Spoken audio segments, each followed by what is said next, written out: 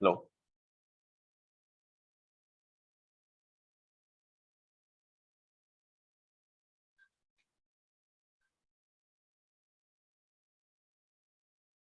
Okay, Lizzie, take out. Yes, sir. Okay, all right. So, like we were looking into the you-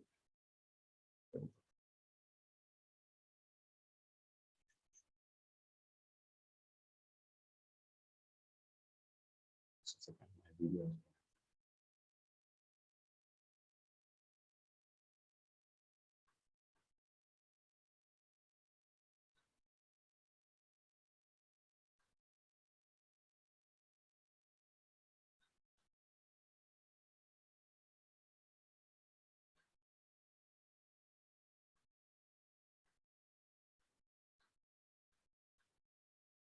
Okay, yeah. So, അപ്പോൾ നമ്മൾ പറഞ്ഞുകൊണ്ടിരുന്നത് we were looking at the coastline. Okay, and we have looked into how the coastline has evolved. There are basically 3 to 4 stages was there. First of all, this Antarctica. See, we started with the assumption that, or with the fact that India was part of a larger continent. So, as and when India started breaking away from them, the two coastlines started to evolve. First was the stage where Antarctica and Australia break off. So, eastern coastline. So, the oldest of coastline is obviously the eastern coastline. Second one too was the Madagascar broke away from India. That led to this was about 85 million years ago. That led to the development of western coastline. Then faulting and creation of the westerlies. That has led to the further modification of the western coastline, and later the Malda Gap, which are all happening in the Quaternary period, has led to the changes in what you call as the eastern coastline, and that changes is still continuing in the formation of delta plains and etc. So, for example, the Sagar Island, in the case of India-Bangladesh border, new island is emerging. Again, that is what extension of the island into the sea. And similarly, when you have sea level rising, that is again changing the nature of the coastline. So that thing is still evolving. We'll leave it at that. So I think the origin part has been dealt with. So I don't think that needs to be dictated. You have to remember these 4 facts. That's it. So now what I'm trying to do is that I'll give couple of comparison. So see, this origin part is a slight area where like നമുക്കൊരു answer എഴുതുമ്പോൾ നമ്മൾ അതിന്റെ ഒരു കോണ്ടെക്സ്റ്റിലായിട്ട് ഇട്ട് ആ ഒരു കാര്യം ഒന്ന് പറഞ്ഞിട്ട് വരും. And mostly the difference between eastern and western coastline is an important topic. Mostly the importance is with respect to the different dimensions, like how they are different. So that we'll be trying to see just now. So we'll go hand in hand with dictation and explaining it. Few things are self-explanatory itself, so we'll just note that down. Okay, so the second aspect with respect to the eastern and western coastline is general characteristics and its comparison. That's it. Okay, so some basic facts like first of all, we'll write width and extent.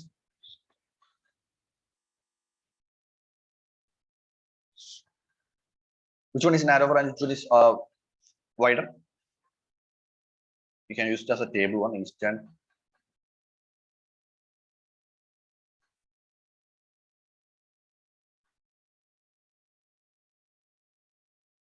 Okay, so the characteristics, coastline, eastern coastline and western coastline. So first of all, that is width. So we know which one is more wider. Eastern Two things can be said. Yeah, sure thing. Eastern coastline is more wider. And you look at the Tamil Nadu case, like very wide. Similarly, Andhra Pradesh, the Odisha coastlines are wider. But if you look at western coast, broadly speaking, it is narrow, wider only in few segments. Wide in the Gujarat coast and also in the Malabar coast. Those are the two regions where these coastline is wider. Other than that, this is completely narrower. You can also say that the peninsula extends till the coastline in case of the Karnataka coastline, Canara coast, in almost most of the places. So in only some regions you have some kind of width. So that is the case, very narrow.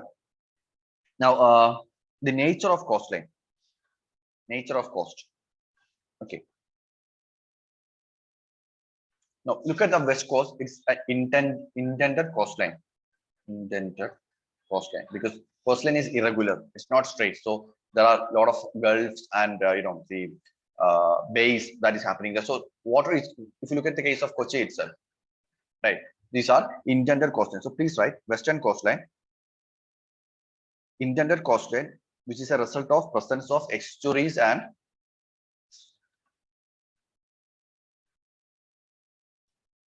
indented coastline, which is a result of presence of estuaries and its cliffy nature. This has been contributed mainly due to the submergent nature. Submergent coastline ആയതുകൊണ്ടാണ് നമുക്ക് ആ ഒരു ഇൻഡന്റഡ് nature കാണാൻ പറ്റുന്നത്, cliff കാണാൻ പറ്റുന്നത്. Because land has സബ്സൈഡഡ് down.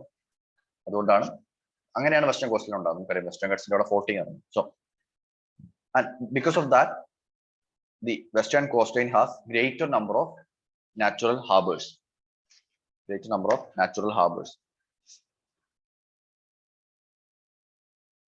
On the other hand, eastern coastline is more smooth and regular coastline. As a result of smooth and regular coastline, as a result of its emergent nature,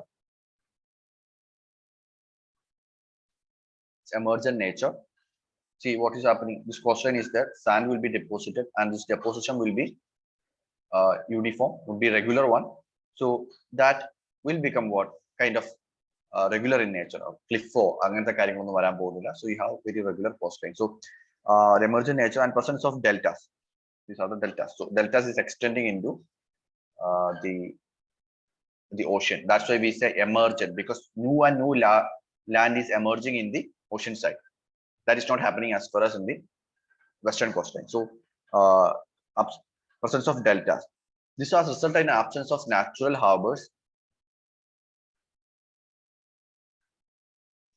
and ports have to be maintained at high cost because you have to do dredging.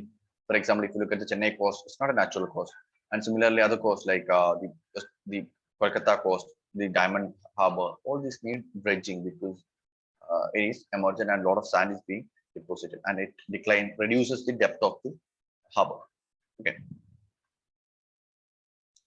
On the other hand, if you look at depositional features, the other depositional characteristics, you're looking at the geomorphology of it. Eastern coastline. Eastern coast has greater depositional characteristics or features like sand dunes, wide beaches,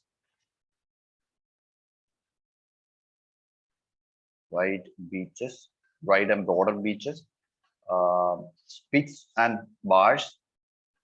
Spits and bars, if you remember from geomorphology, coastal cycle of erosion are different transitory landforms in ocean that is created as a part of what coastal erosion.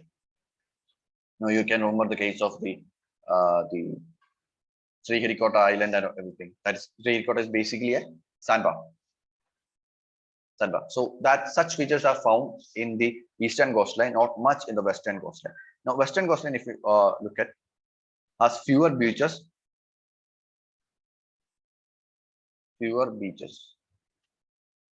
and very generally lack depositional features.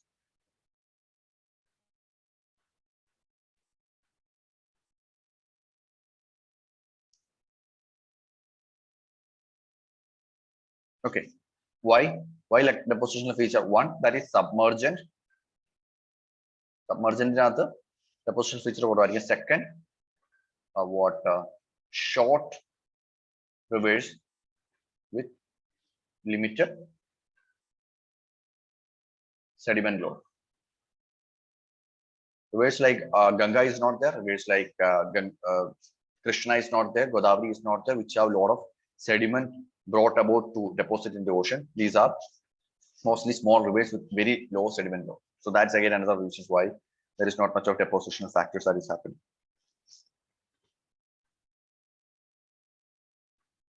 Now, with respect to drainage, we have already mentioned a few things there. Now we can again consider eastern coastline, which have large rivers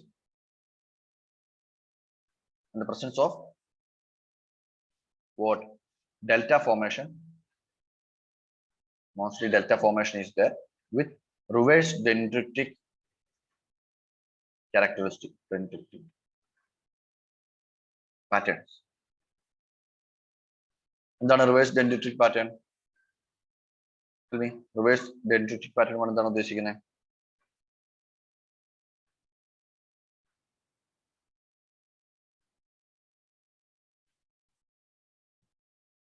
എന്താണ് reverse dendritic? Dendritic pattern നമ്മൾ പഠിക്കാറുണ്ട്, trellis pattern നമ്മൾ പഠിക്കാറുണ്ട്. Of the two most important patterns of river drainage patterns. So എന്താണ് dendritic?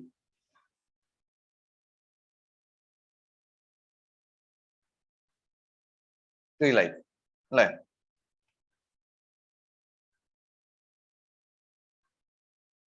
Tree like ആയിട്ടുള്ള branches പോലെ, tree branches പോലെ tributaries ഒന്ന് ചേരുന്ന. What is reverse dendritic? So this is both nicely the head of the river, from where the river is originating. Now, if you reverse the situation, the river is a huge river coming in, and then it is splitting into different small, not tributaries, but in this case, distributaries. This would be reverse dendritic. This is the dendritic pattern, and when the dendritic pattern is found in the mouth of the river, that is reverse dendritic. So, for example, if you look at Ganga, when it comes into West Bengal, it splits into numerous streams. One such as example is a Hooghly. Hooghly is a distributary, not a tributary, distributary of Ganga. So such reverse dendritic pattern can be seen in this part, in the eastern coast. Western coast എന്താണ്? Small rivers with swift flow, ഭയങ്കര rapid ആയിട്ടുള്ള സ്പീഡിലുള്ള വാട്ടർഫ്ലോ ആയിരിക്കും. Similarly, you have what parallel drainage pattern mostly. Except for few rivers in the Gujarat region, rest of the rivers are parallel drainage, meaning what? This is Western Ghats. This is the coastline. This is Western Ghats. So all the rivers are flowing almost in a parallel manner. Obviously not straight lines, but mostly parallel to each other. Okay, so that is parallel drainage. Now with respect to monsoon climate pattern, we can say eastern coastline എന്താണ് ഏത് type climate monsoon ആണ് പ്രധാനമായിട്ടും വരുന്നത് north east monsoon അല്ലേ okay eastern coastline is mostly influenced by northeast monsoon, particularly so in the case of Coromandel coast. Because we know why is such. So Indian the peninsular part is there. Two branches of monsoon is there. One is the Arabian Sea branch, which is coming perpendicular to the western coastline and causes huge rain. On the other hand, the Bay of Bengal branch, which would be passing parallel in the case of southwest monsoon, will be going parallel to the Bay of Bengal to the eastern coastline. So hence no rainfall. It's the northeast. It's the northeast monsoon that is causing rainfall in the western coastline, eastern coastline. Okay, so we have mentioned that particularly Coromandel coast. Yeah, it receives great precipitation during the winter seasons, and obviously the winter season. Now, if you look at the western coastline, influenced more by southwestern monsoon winds, and receives heavy rainfall, 400 plus, even up to 400 millimeter rainfall is centimeter rainfall is received. Right. Okay. So these are a couple of points that you have, and you can also study the sub units of coastline. For example, if you eastern coast, you can say the Coromandel coast, what was that? Utkal coast. Here you can see the Konkan coast, the Canara coast, the Gujarat coast. So just look at a few details of this. Not very significant, but still you can try to understand what are the things happening there. That's all. But the major differences are important. Some of these importance have been given. Now again, another type of differences can be given. More differences. For example, shipping. Oh, not shipping. Fishing. Development. Right. What is fishing? Fishing with respect to more catching, which about more developed in the eastern part and western part, the Kerala coast, and more traditional type of fishing in the eastern coast. Development wise, what more developed in the western coast. Western coast is mostly rich, high level standards of human development and things like that, because of the contact with the outside world and the more industrialization, all those parts. So you can bring in that more element, settlement type in each of these, population distribution in each of these. So these things are the human part that also need to be understood. But these things you can pretty much read from. These are basically the function of the other modules that you study. Okay, population distribution, like Kerala coast is an example, whereas the areas like Odisha, Andhra Pradesh is not so thickly populated. So those things can be kept in mind. Okay. Good. So a comparison means you need to come across what see, obviously one thing you have to remember is that you need to build framework.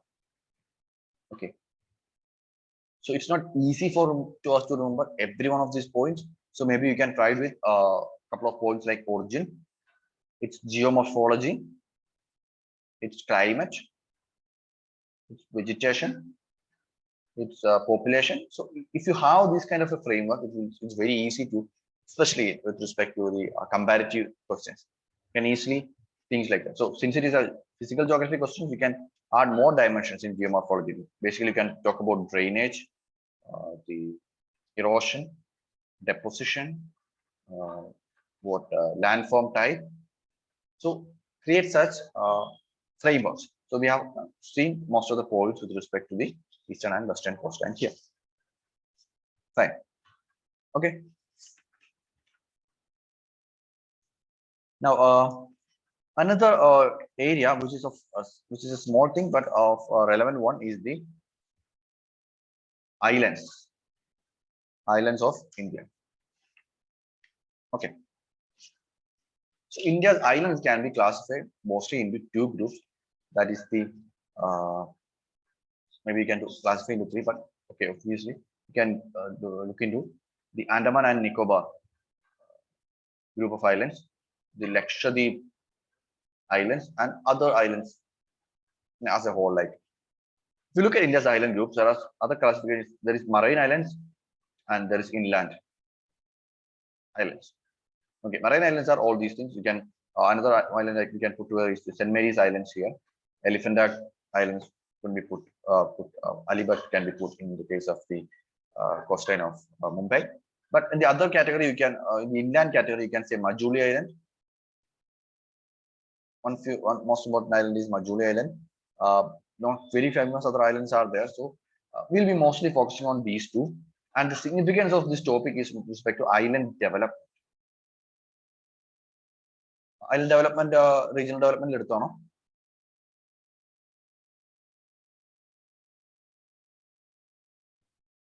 Island area development എടുത്തല്ലേ?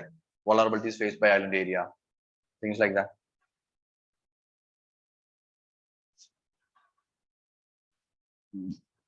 I'll just explain the പറയാവോ Nandu Angel എടുത്താണ് okay fine just ഒന്ന് പറയാം Andaman Nicobar Islands. How is Andaman Nicobar Islands have been formed? എങ്ങനെയാണ് form ചെയ്തത്?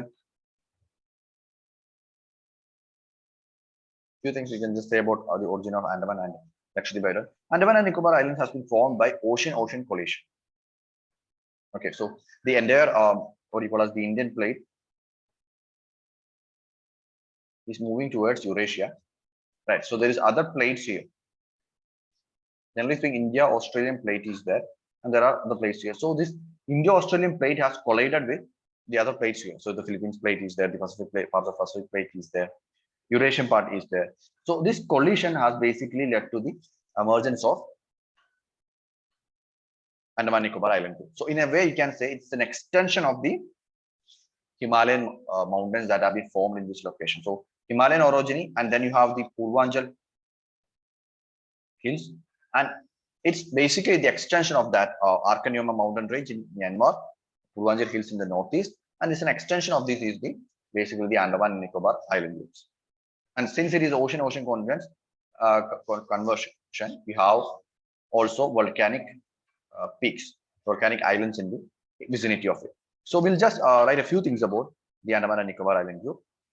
Its origin story, right? Few things. Andaman and Nicobar Islands represent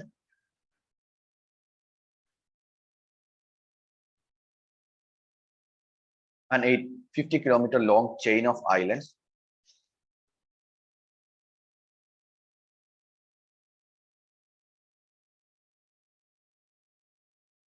a 50-kilometer long chain of island which represents an extension of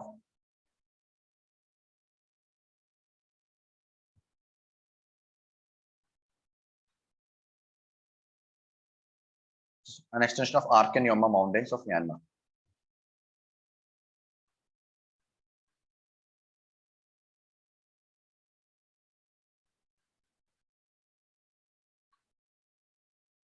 They have been formed as a result of ocean collision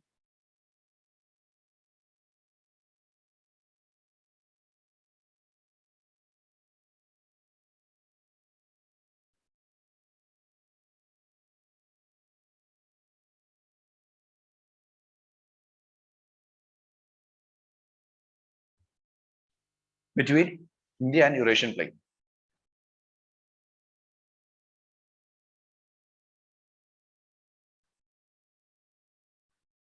Between India and Eurasian plate.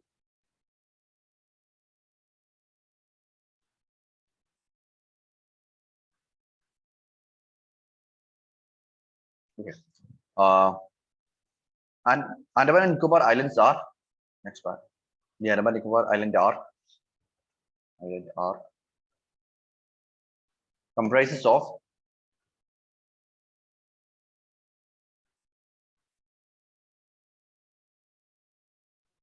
two nearly parallel arcuate belts.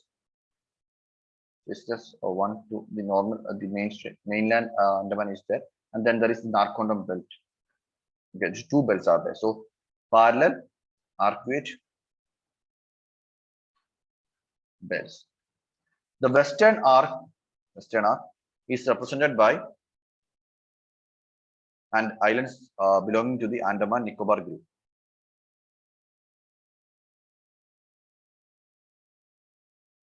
Right. It primarily represents accretionary wedge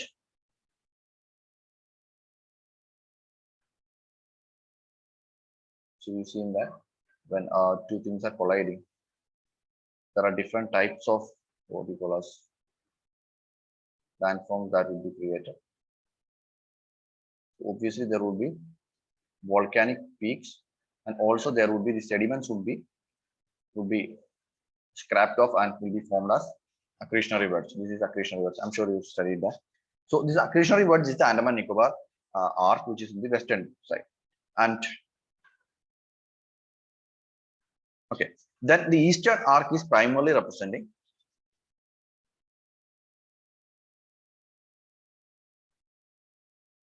seamounts and some dormant and active volcanoes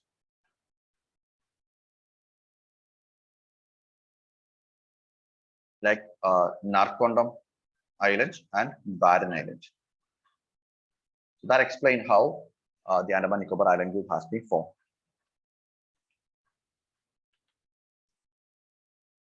They primarily represent a mountainous topography with mountainous topography. The western arc is sedimentary in nature with sandstone, limestone, shale, etc. The western arc is sedimentary in nature, whereas the eastern arc is igneous in nature, composed of andesitic to basaltic rocks, rising of basaltic and andesitic rocks. So obviously, you know the reason: sedimentary because it's an accretionary beds, and igneous because it's formed by volcanic islands, volcanism.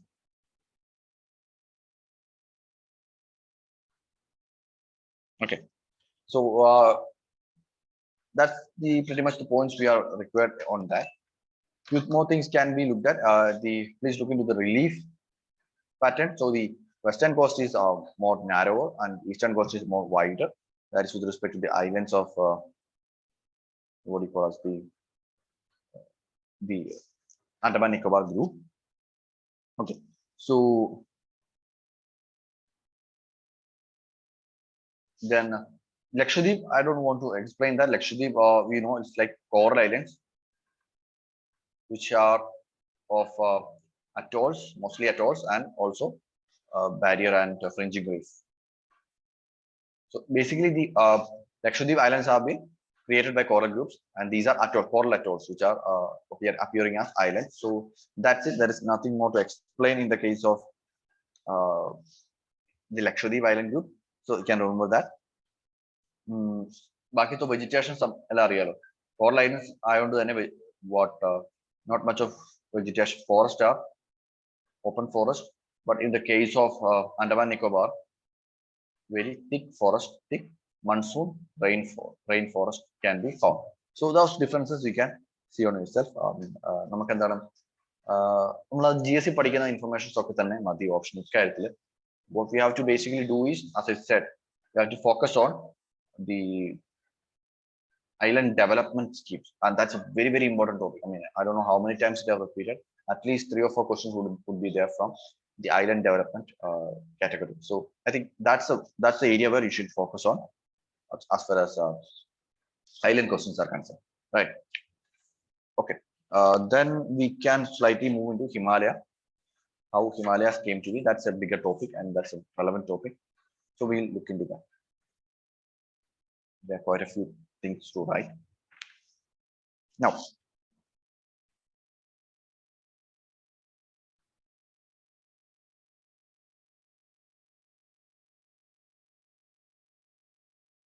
obviously we know Himalayas have been formed as a result of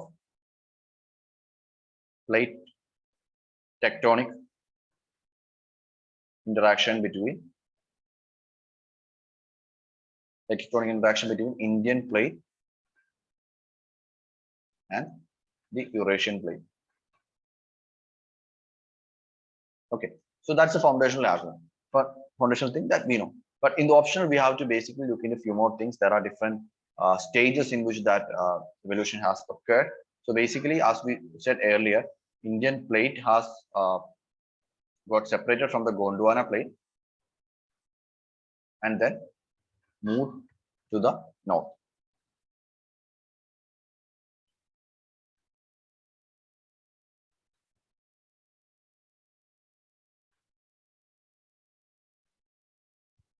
Okay, so initially this was this process also led to the formation of Tethys Sea, which was a geosynclinal stage. Again, the concept of geosyncline is familiar, I guess. Geosyncline, okay, right?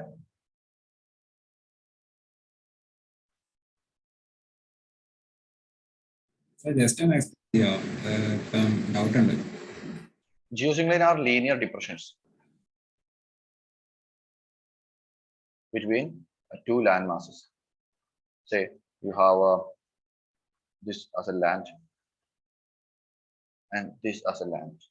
So we call this as four lands. So these two land masses, basically these are what marine, linear, small, narrow, linear marine locations where deposition is happening from land.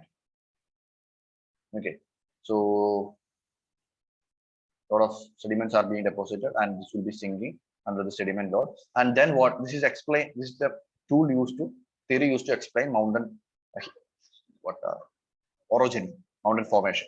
So sediments will be coming from the land and will be deposited in the linear depression, marine depression. That is geosyncline. And when later there is a lot of sediments are deposited, this will be uplifted and folded into fault mountains. The land would be coming together, and that compression will lead to the breaking of the seafloor, and that will be folded up as fault mountains. That is the concept of geosyncline. So Tethys Sea acted as a geosynclinal stage, and initially there was ocean continent convergence, right?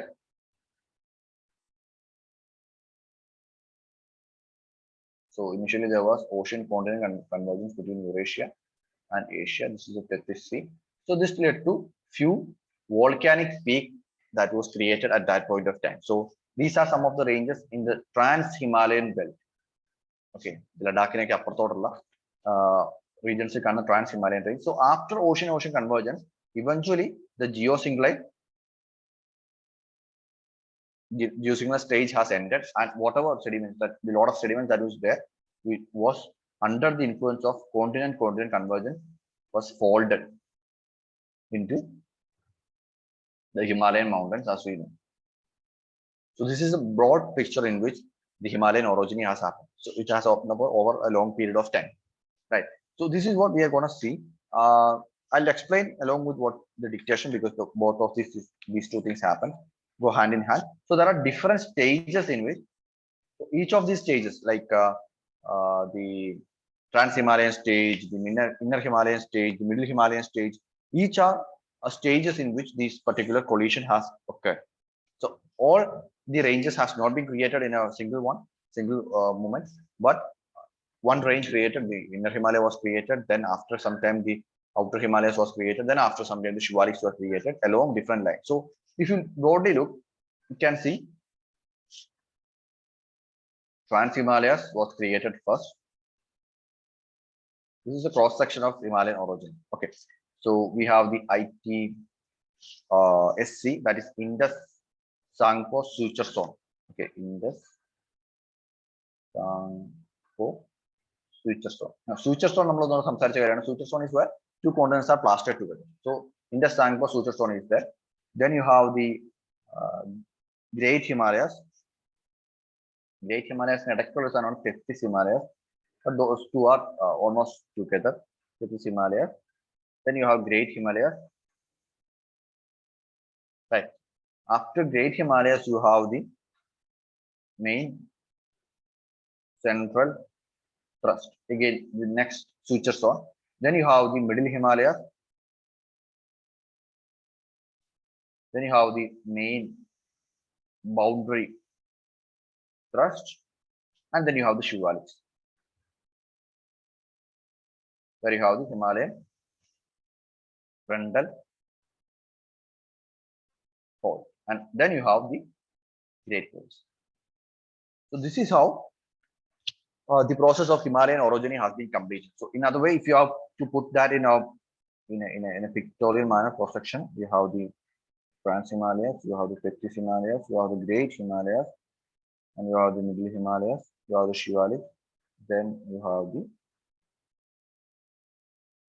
Himalayan Great Indian Plains. This is how the Himalayan mountain range would look like. So this is the suture zone that we are talking about, along with where the plain has been plastered together. The Trans Himalayas, Tethys Himalayas, Great Himalayas, Middle Himalayas, the Shivaliks, and the Indo-Gangetic Plains. And this is obviously what is this?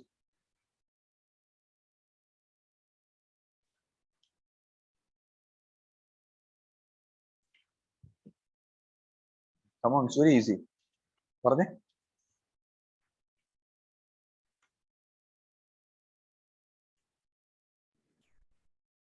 Sir, എന്തായിരുന്നു Yeah. sir? കിട്ടില്ല. അല്ല എന്താ പറഞ്ഞ കേട്ടില്ലായിരുന്നു. ഇതിപ്പോ Indo-Gangetic Plain. ഇതേതാണ് ഈ സ്ഥലം?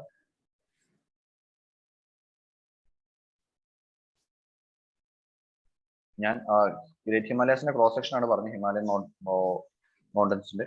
അപ്പൊ ഇതേതാണ് ഈ പാർട്ട്? Indo-Gangetic Plain കഴിഞ്ഞ് പിന്നെന്താണ് വരുന്നത്? പ്ലേറ്റ് അല്ലേ? എന്തോ ഏതാ പ്ലേറ്റ് അല്ലേ വരുന്നത്?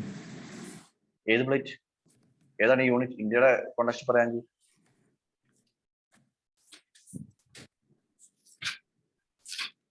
the next coming is definitely the peninsular plate.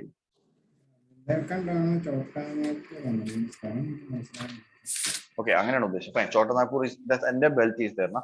So the boundary line of peninsula has collided with this thing. So even beneath what you call as the Indo-Gangetic Plain, you have the peninsular plate. So that peninsular part has actually collided with. So all this part is underlying part is the peninsular one. On top of that, you have the sedimentation happening, and Indo-Gangetic Plain has been created. Fine. So this is the broad line. We'll just write, just comprehend the processes that has happened. Okay.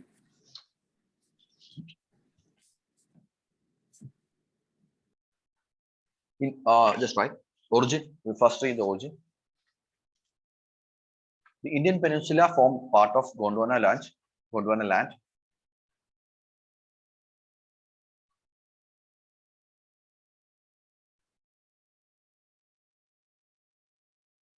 Which was formed by the end of Precambrian period.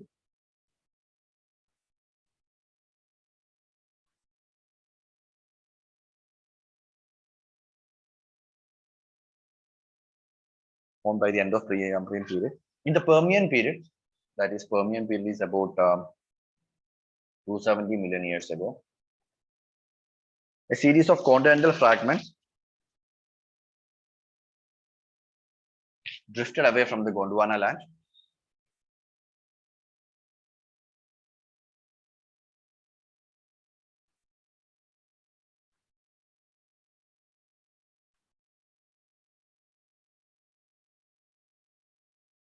Okay, so when you put that, suppose this is the Gondwana land. If India is here, Iran, Tibet, what do you call as Turkey, all these are the parts which have initially drifted away. So it's not, we are not talking about the Indian part. So you can also mention that in bracket, the fragments consisting of Turkey, Iran, Tibet, etc.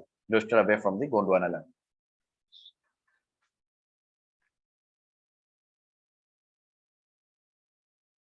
Thus leading to the opening of Neo-Tethys Ocean on their trades, or where they have left behind, you have created the Tethys Ocean. Thus, with the opening of this ocean, the first stage of formation of Himalayas, that is, okay, thus with the opening of this ocean, the first stage in the formation of Himalayas, that is a geosynclinal stage. Geosynclinal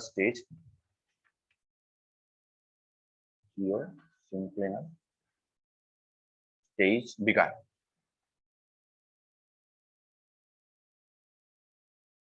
This stage has continued. Since then, this stage has continued till the closing of Tethys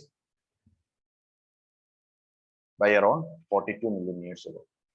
So till that point, this is a long period of geosynclinal stage where there is deposition is happening. So that has continued along with ocean continent convergence till finally both the Tethys geosyncline and the Eurasian plain finally collide. Till that point of time, this has continued. Thus, the geosynclinal stage represents the largest stage in. Thus, the geosynclinal stage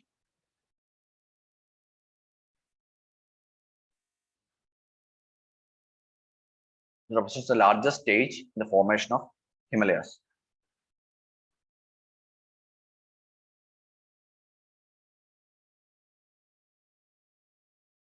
More concretely, the beginning of formation of Himalayas started about 135 million years ago.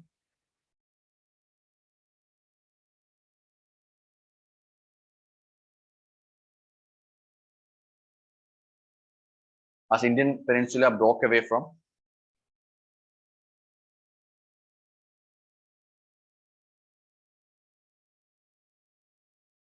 the remaining Gondwana land and started moving towards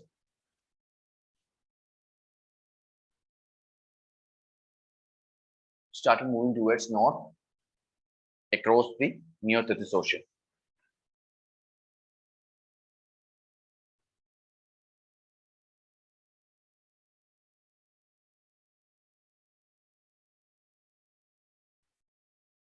At about around 65 million years ago,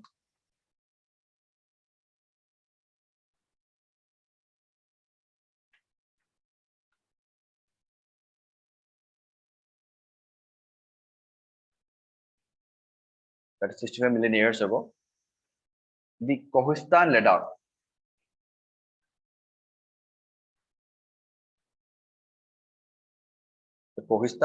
island arc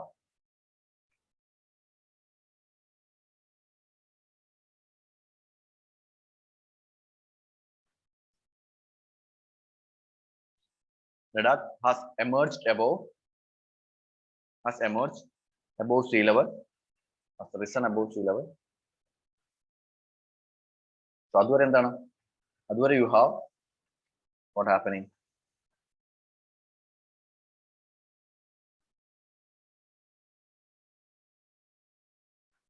You have the ocean continent collision that is happening.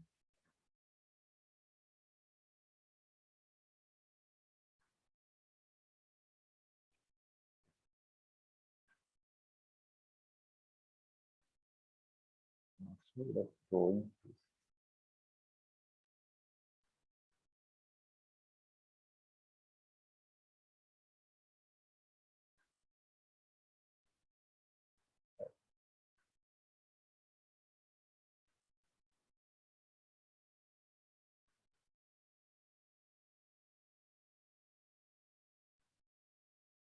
So here you can see this is the ocean continent collision happening and volcanism is also happening.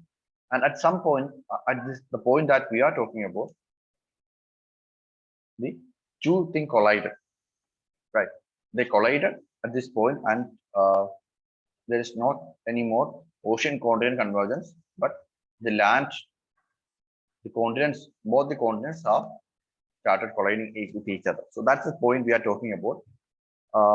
Evidence that the Kohistan, about 65 million years ago, the Kohistan Ladakh island are risen above the sea level. and collided with Eurasia.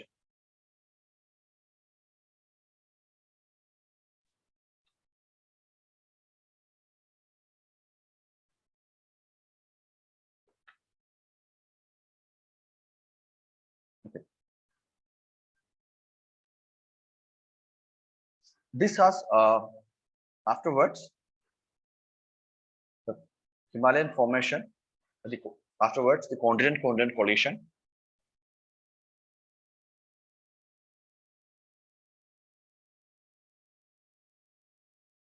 has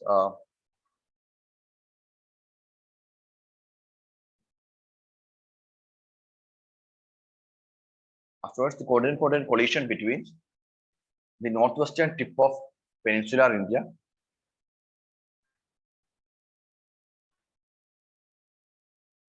and the Tibetan Plateau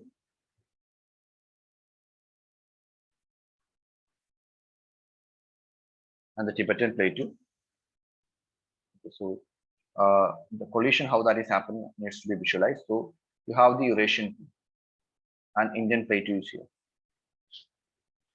Okay, so Indian Plateau as fully as is not going and hitting here, but rather what happened is that the northwestern part of Indian Plateau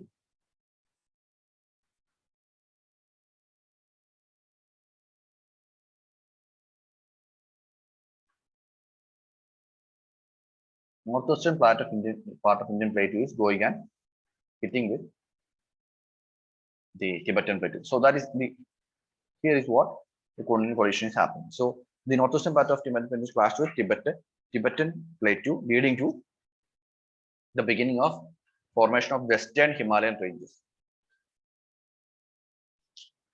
Leading to the formation of Western Himalayan ranges.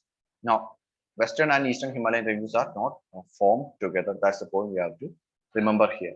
Initially, the Western Himalayas were formed. In the next 10 to 13 million years,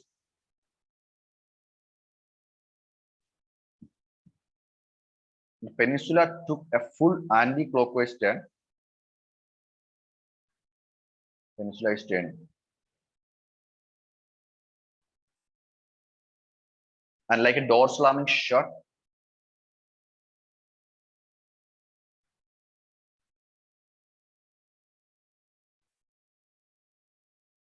and like door slamming shut, led to the full closing of Tethys Sea.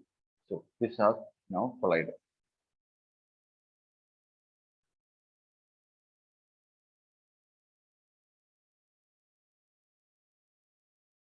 This is now colliding fully with the Eurasia. All of a sudden, here the Tethys Sea is closed, and the eastern part of the peninsula has also collided with the Eurasian plate.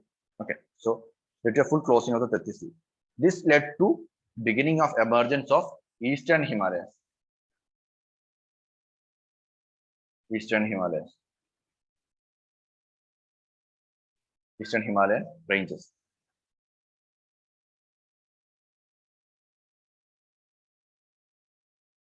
Thus, the Himalayas have a diachromatic origin.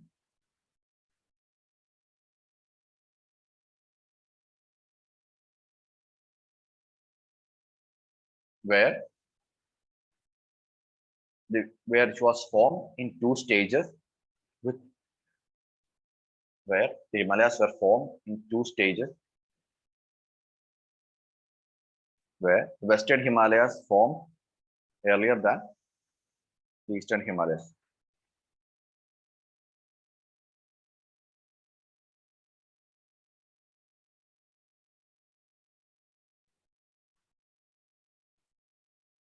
Himalayan ranges are represented by several parallel mountains. Himalayan ranges are represented by the presence of Himalayan mountains are represented by the presence of several parallel mountain ranges, each of which have formed in 5 different stages. Now we will see. We have given a brief now, and we will see how each of these stages has actually occurred.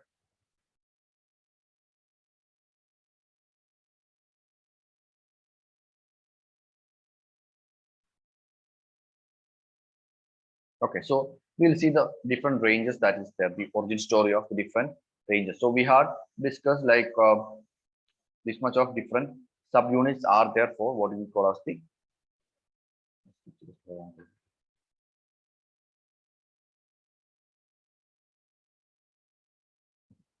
what we call as the Himalayan orogeny. Now, first stage is a trans-Himalayan uplift stage. Okay. I take the example of Karakoram ranges, best example of trans-Himalayan range. Karakoram, Tuskar, these ranges. Now, formation of trans-Himalayan ranges began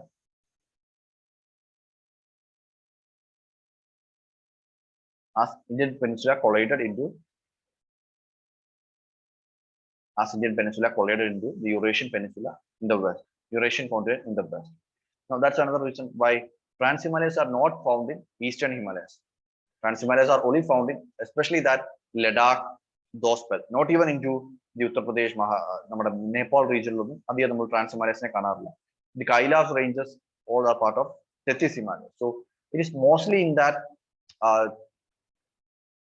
Ladakh, the Chinese, the Leh Ladakh region, you see this trans-Himalayan mountain ranges, not in the other parts of the country. So because the collision was first happening there. Okay, so trans-Himalayan ranges are made up of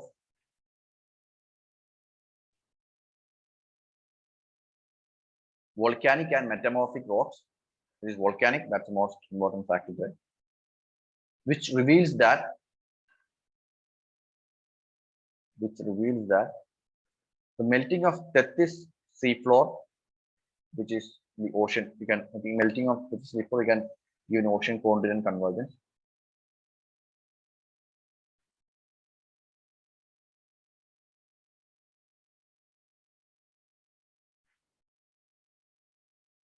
Okay. Ocean continent convergence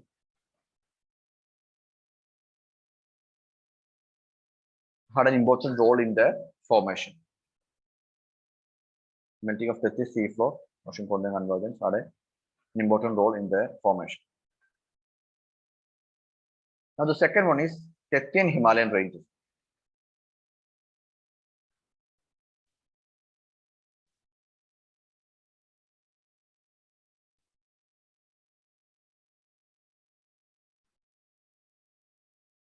The full collision between Indian Peninsula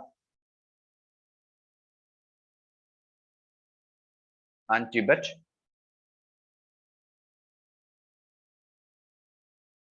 just like the initial just first collision, Ladakh Kohistan thing that we have talked about. Now then, the full collision between Indian Peninsula and Tibet is represented along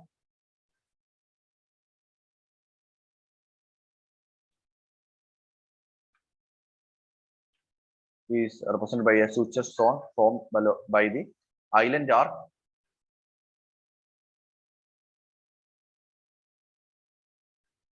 along the island arc in the form of Tethys Himalayan ranges.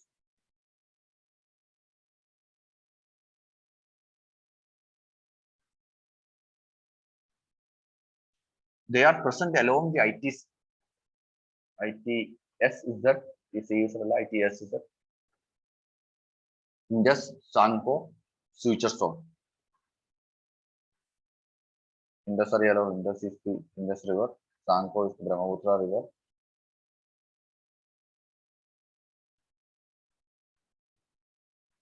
Which represents the boundary between the two plates.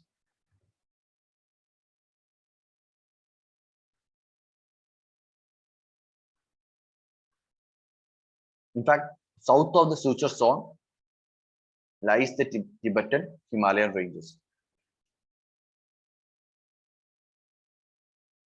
Trans-Himalayas, Indian Strangford suture zone, and then south of it lies the Tethys Himalayan ranges.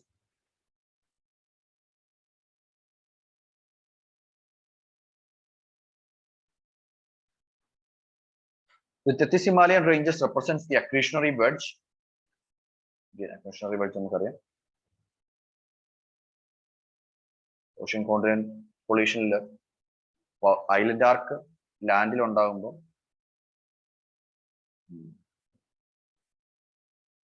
The land side you will be having island are, volcanic island are, and then you have the accretionary wedge that is formed by the deposition that is happening here. Finally, when both are colliding, accretionary wedge also would be uplifted. So this accretionary wedge, Tibetan Himalayas ranges represents the accretionary wedge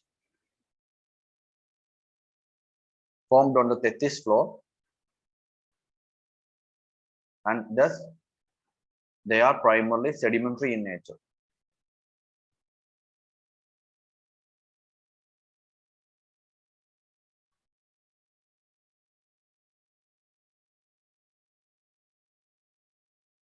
The marine fossils can still be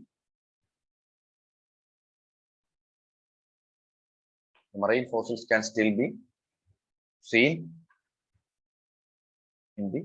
along the Tethyan Himalayan ranges. Because they are been uplifted from the ocean forward.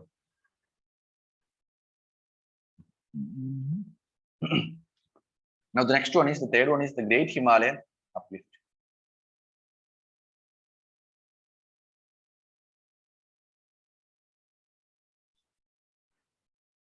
As the process of convergence and collision continued,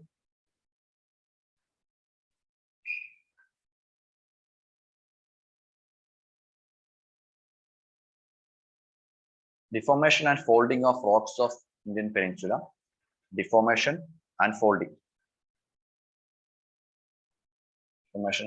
of the rocks of Indian Peninsula led to the creation of Great Himalayan ranges.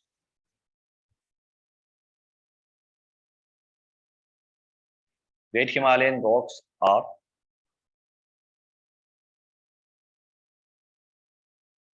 greatly deformed and faulted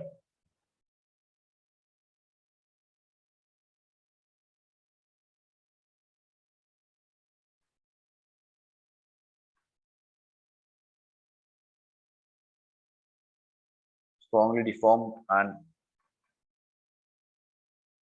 deformation and faulting occurred. This led to the formation of main central thrust as a fault zone. So it is like when the deformation is normal, we have fault mountains like this, and when the deformation starts to increase, when the deformation becomes stronger, this is what a symmetrical fault mountain. Symmetrical fault. The symmetry will be lost. So the folding would be becoming more stronger and stronger. So sometimes the folding becomes so stronger that part of the fold will be moving into next part. Okay, so about 180-degree faulting would be there. So the folded mountain would not be like this. So Himalaya, in some places only the half is there. The rest of has been folded back. Okay, in direction fold it has been folded and then it is further folded and the part has broken away. That is called as napping. I think again geomorphology. So you can see a lot of nappies and these extremely folded landforms from the Great Himalayan ranges and southwards. Okay, so such a fold zone is basically this main central thrust. It's a zone where this extreme folding has happened. Okay, so this led to the formation of thrust fault zone known as main central thrust along the MCT. Along the MCT, some nap belonging to the main Himalayas moved south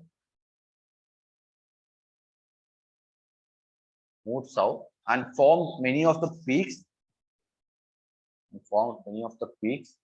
that are part of the middle Himalayas. So extreme faulting. This next stage, the fourth stage, is a stage of middle Himalayas.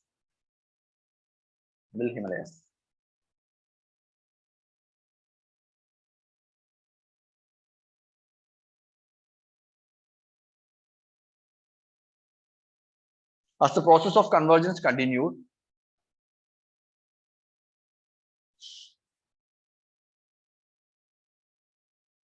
similar to the uplift of Great Himalayas, similar to the process of uplift of Great Himalayas, another set of parallel ranges, similar to the uplift of Great Himalayas, another set of parallel ranges emerged to the south of MCT.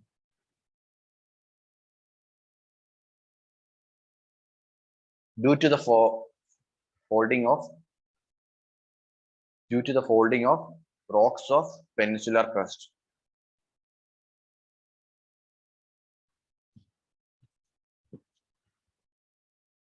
And due to the folding of the rocks of peninsular crust. This phase is believed to be the strongest phase of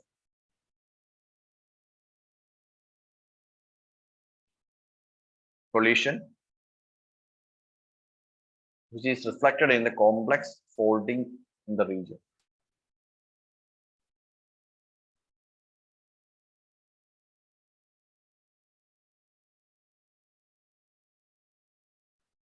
Okay, similar to the Great Himalayan, and similar to the Great Himalayas, continued collision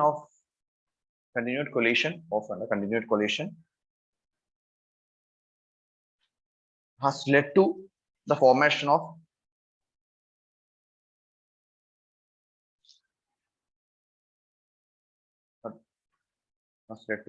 series of thrust faults to the south of Middle Himalayas, together known by the name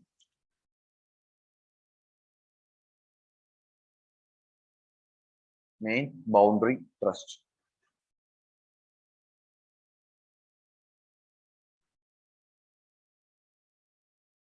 Okay. The next phase is the Shivalik upwelling phase.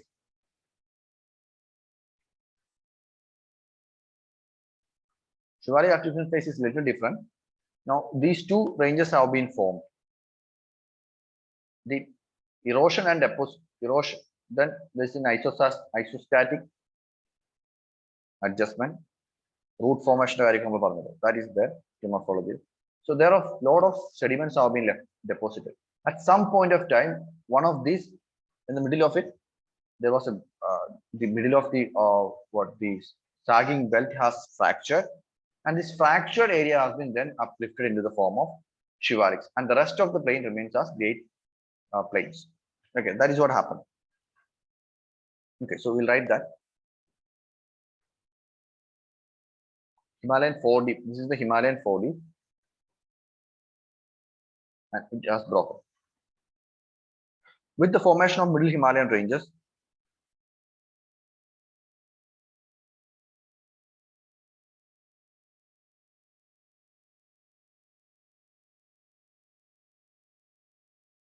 extensive loading occurred. Okay, root formation എന്ന് പറഞ്ഞ idea എന്താണ്? വലിയ mountains ഉണ്ടാകുമ്പോൾ അതിന് ചുറ്റും crust would be sagging, bending of crust. അങ്ങനെയാണ് stability achieve ചെയ്യുന്നത്. So creation of sagging occurred, leading to creation of sagging in the Indian peninsular platform.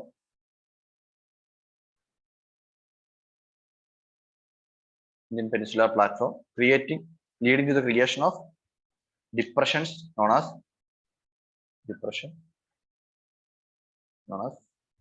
Himalayan 4D.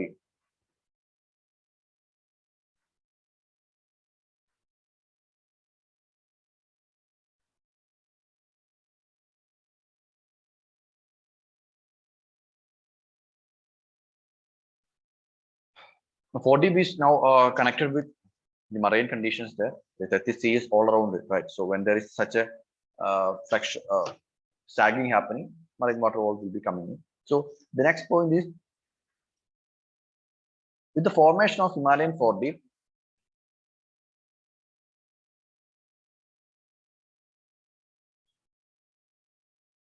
with the formation of Himalayan 4D, moraine transgression occurred.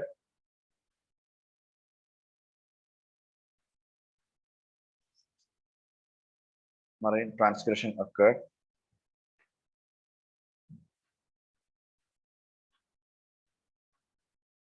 Moraine transgression occurred.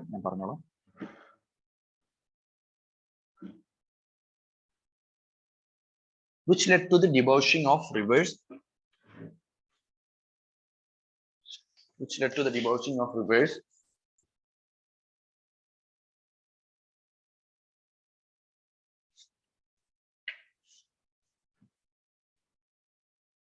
From the newly created Himalayas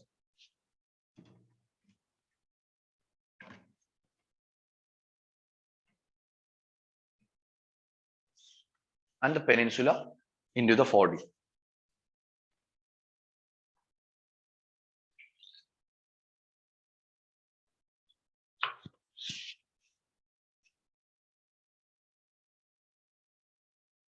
Thus, over a period of time,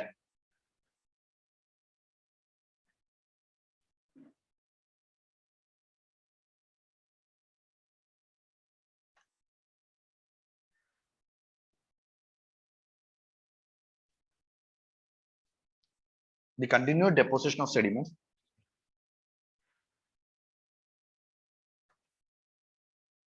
led to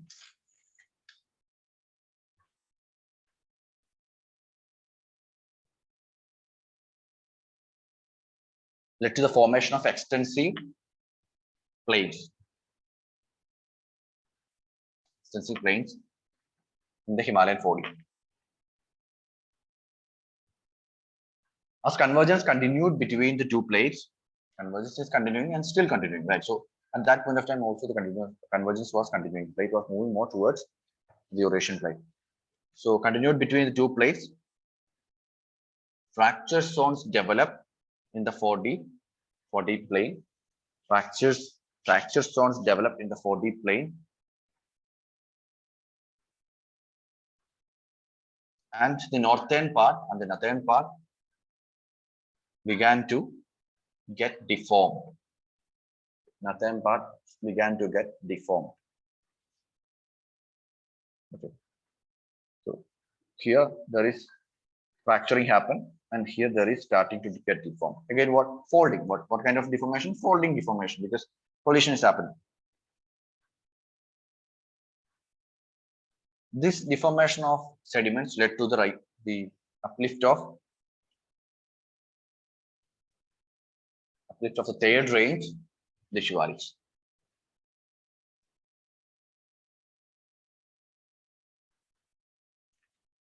And in the south, they are separated from. In the south, they are separated from the Indo-Gangetic plains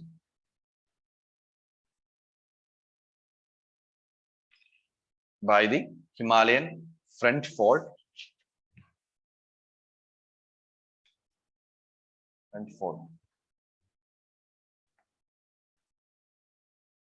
Okay. So, this is how the formation of Himalayas has occurred. The collision is happening and the folding is happening, but the folding is sometimes became too intense, so that the one range has been broken and the second range has started to come up. And the Shivaliks in the which has again in a way folding itself is happening, but that of the Indus Indo-Gangetic plain that has been created. Yeah, Indo-Gangetic plain, but the Himalayan plains, Himalayan 4D plains that was created. Okay, so we have slightly discussed the structure also, like sedimentary. So obviously the Shivaliks are sedimentary in nature because it has been created, unlike the main Himalayas and the middle Himalayas, which are created by the collision of land with Eurasia, that is peninsula with Eurasia. This has been created by the folding of sedimentary deposition. So it's a sedimentary range. The other two are crystalline metamorphic ranges. Now we can also look into some of the features of these individual ranges, like structure and relief.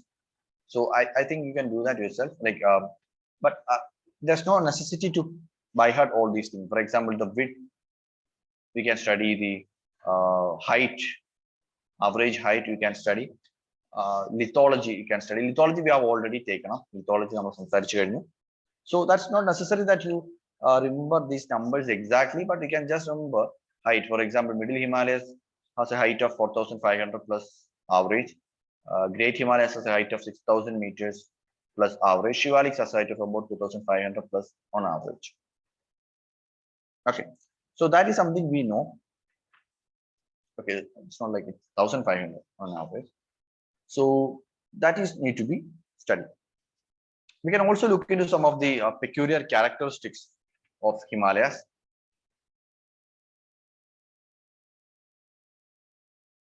One is the syndaxial bend that you can see. Himalayas are mountain ranges like this, but at the two curves, it has a strong bend, conspicuous bend. So this is the one bend, eastern bend and western bend, right?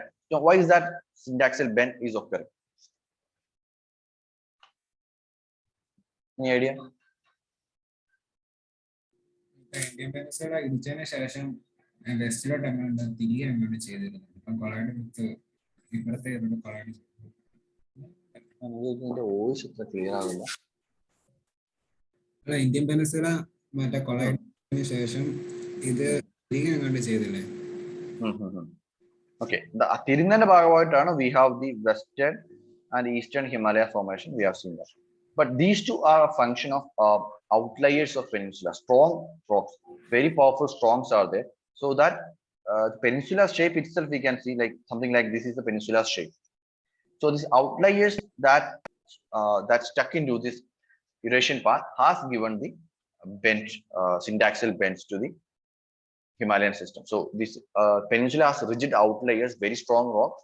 So our collision the Bhagavatam as syndaxial bend. In fact, you can say it's a reflection of the shape of the peninsula. Okay, we'll slightly write it. Himalayas are an arc-shaped mountains. So what is that? I mean, that needs to be said. This is what basically the Aravalli and Eastern Ghats mountain ranges. Okay, on both the ends of Himalaya, the Peninsula Plateau, we have the Aravallis. Some Rajasthan plains is here, and also some coastal plain is here. But two rigid outliers, that is the Eastern Ghats mountain ranges and Aravalli mountain ranges, equally crystalline aitulla, what we call as cold mountains. So those two stuck into that region. That's how you have the syndaxial bend happening. Okay, so arc shape with presence of Himalayas are arc-shaped mountains with presence of hairpin-like bends or syndaxial bends.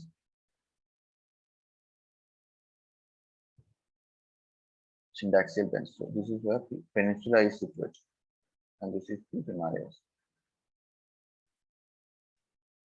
These syndaxial bends are related to the presence of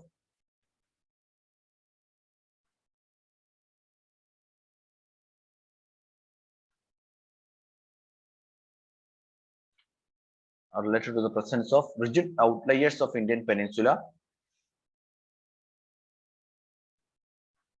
Rigid outliers of the Indian peninsula in the form of Aravallis and Eastern Ghats.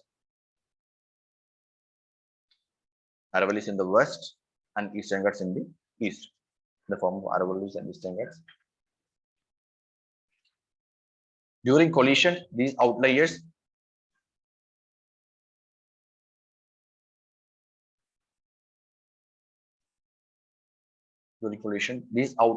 penetrated more into the Eurasian landmass compared to the central portion, which is made up of less rigid rocks, which has led to the creation of syndaxial bends.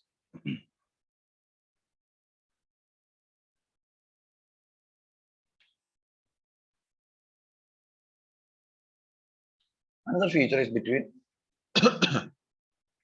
the difference between Western Himalayas and Eastern Himalayas. If you look at it, you can see that Western Himalayas are broader, taller, and gradually increasing in height. Main difference is the gradual increase in height. But if you look at the Eastern Himalayas, they are very narrow because Western Himalayas, you look at it, the extent of Kashmir and Ladakh. It's a very wide region. But if you look at the Himalayas in the eastern part, Arunachal Pradesh, just a small region. In the width, the extent of Himalayas, as far as width is concerned, is limited to a very small region when we compare eastern with the western Himalayas. But if you look at the steepness of it, eastern Himalayas sudden rises up all of a sudden, but western Himalayas are rising up more gradually. Okay, so these are a couple of differences. But how these are caused? Because of the difference in the origin of these two. Because of the door slamming shut effect, the Western Himalayas, while it was formed in a more gradual manner, because of the sudden closing of the eastern side, the Eastern Himalayas was created, was formed rather all of a sudden, rather quickly, rather in a small period of time. That has led to this difference between the Western and Eastern Himalayas. Okay, we'll write a few things. The differences include Western Himalayas are broader and less taller. Everest, Kanchenjunga, all those lofty mountains can be seen in the eastern part. Generally speaking, eastern part is taller than the western. Western parts are broader and less taller, with relief increasing gradually. Relief increasing gradually towards the north in a step-like manner.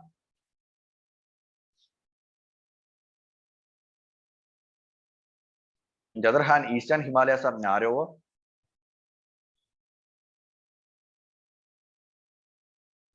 more taller,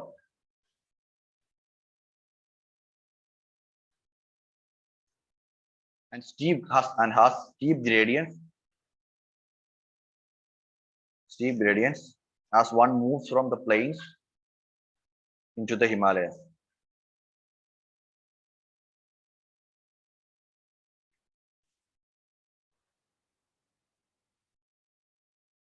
The reasons for the same include, the reasons for the two situations include the diachromus, the reasons for the two is the diachromus origin of the Himalayas.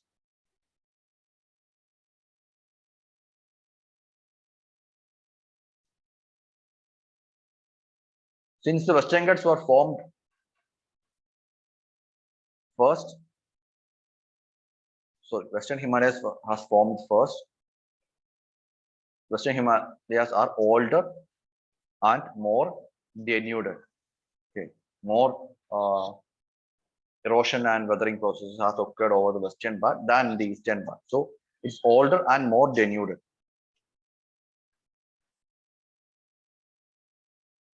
On the other hand, eastern ranges are younger and less denuded. As younger and less denuded and has higher relief than the older Western Himalaya. Next point. Differences in characteristics are also related to the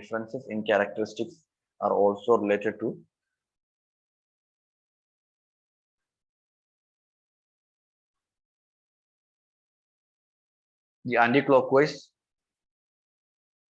door slamming shut in force in inverted form. The anti-clockwise door slamming shut movement of peninsula, which has created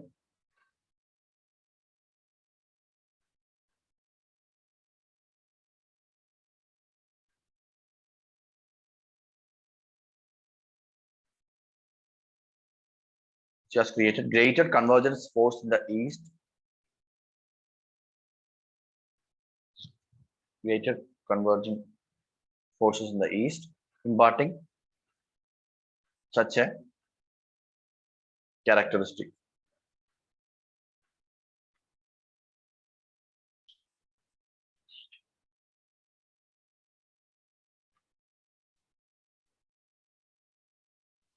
Okay.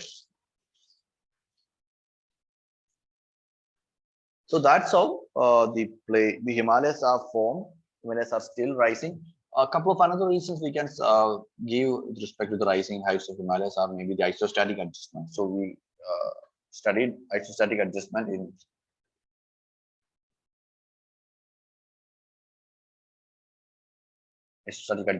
geomorphology. So when as and when Himalayas are denuded, the weight, that's the pressure exerted by the Himalayan ranges decreases, and to compensate for that, the isostatic adjustment happens. No, there is the what the Himalayan ranges rise up as part of isostatic adjustment.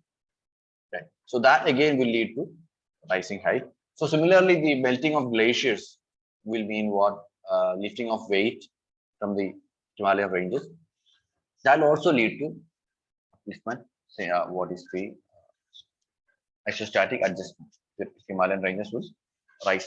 Will be the pressure will be released and it will extend more into the atmosphere. So the height will again increase. So those are another factor, but not a big point, as big point as the other factors that have already been mentioned.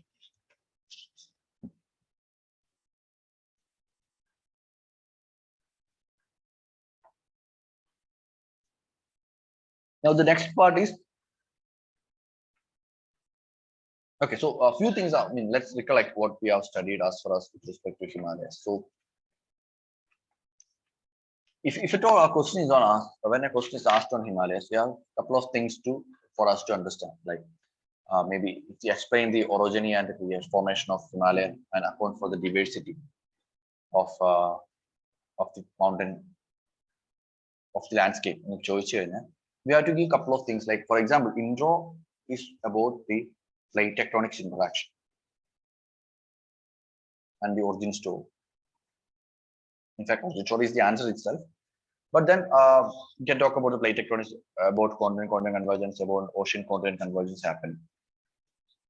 And in case of general origin, generally speaking, how Himalayas have been originated. For that, the story that we narrated of continent convergence happening, the Himalayas are colliding with the Eurasian continent, and thus it is affected. Then you can account for different specific features. Okay, you can account for why. Here itself, we can account for the different ranges too, multiple ranges, and why that has been created. Then you can talk about the western vs eastern Himalayas.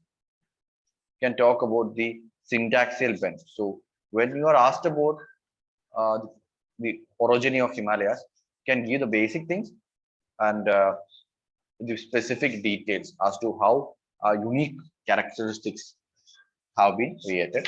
So alternatively, these different stages can also be dealt with the last. If the question is maybe of 20 marker, you can give more detailed explanation here as to how the Shivaliks are formed, how the Indian plains are formed. So all these things can be mentioned in a more detailed manner. So that is how you should approach the formation of Himalayan mountain ranges. Nothing complex here. Things have been GS ആണെങ്കിൽ കൃത്യമായിട്ട് പഠിക്കുന്ന കാര്യം തന്നെയാണ്. കൂടുതൽ കാര്യങ്ങൾ കുറച്ച് ത്രസ്റ്റിന്റെ കാര്യങ്ങളൊക്കെ വരുന്നല്ലാതെ വേറെ കൂടുതലൊന്നുമില്ല. So you can easily understand this. Okay. Now the next landform, next area is the Great Plains.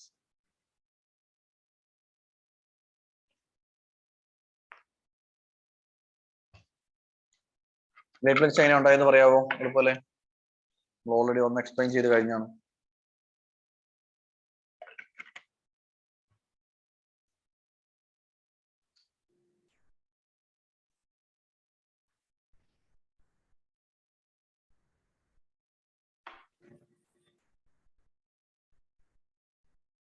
എങ്ങനെയാ സാറൊക്കെ കൊളൈഡ് ചെയ്ത് കഴിയുമ്പോൾ ഹിമാലയ ഫോർമേറ്റ് ചെയ്യണം. അങ്ങനെ വന്നപ്പം Yeah. കൊളൈഡ് ചെയ്തതിനു ശേഷം ഹിമാലയ ഫോം ചെയ്യും. ഫോം ചെയ്ത് കഴിയുമ്പോൾ ജസ്റ്റിൻ സാർ പറഞ്ഞു വെച്ചിട്ടാണ്. അപ്പം താഴോട്ടായിട്ട് എന്താ ചെയ്യുക, ഒരു യു ഷേപ്പിൽ ആർക്കിലായിട്ട് താന്നു പോകും. സോ ആ സമയത്ത് റിവേഴ്സിന്റെ ഡെനുഡേഷൻ വെച്ചിട്ട് ഇറോഡ് ചെയ്തിട്ട് അത് ഡെപ്പോസിറ്റ് ചെയ്തിട്ടാണ് പ്ലെയിൻസ് രൂപപ്പെടുന്നത്. Yeah, that is the GS explanation of that topic. Correct ആണ്, തെറ്റാന്നല്ല, പക്ഷെ അതിന്റെ GS explanation ആണ്. നമ്മളിപ്പോ ഞാൻ ഓൾറെഡി പറഞ്ഞായിരുന്നല്ലോ, അത് തന്നെയാണ് എന്റെ explanation. So if you see again, it's the same idea of Himalayan 4D. You have the mountain ranges here, and from there you have the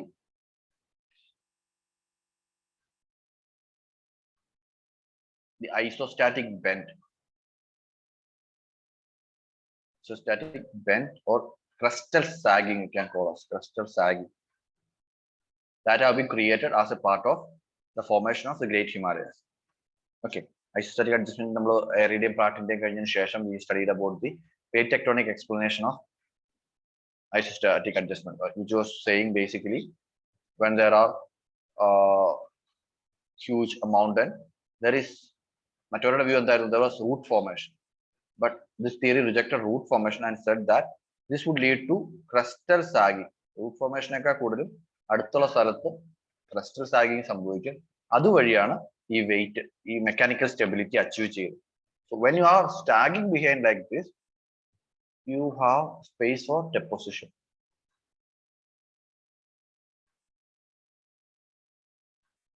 This is how the plains are created. So huge extensive 4Ds are created, and in that soil will be deposited both from the peninsular part and from the huge humongous rivers that are flowing from, because these are young mountain ranges, so denudation would be of high intensity. High intensity and denudation would be happening, just like even today high landslides are happening, avalanches are happening, right? So because of that, very huge sedimentation processing are happening, and that leads to the creation of Himalayan 4D. And നമ്മൾ ഒരു കാര്യം കണ്ടുള്ളൂ, Himalayan 4Dന്റെ പകുതി അല്ലെങ്കിൽ കുറച്ച് ഭാഗം ശിവാലിക്സ് ആയിട്ട് പോയി, ബാക്കി തോ Abi like the rest of the parts are still there, and that are being seen as the, or that is what we see as the Indo-Gangetic plains today. Okay, clear?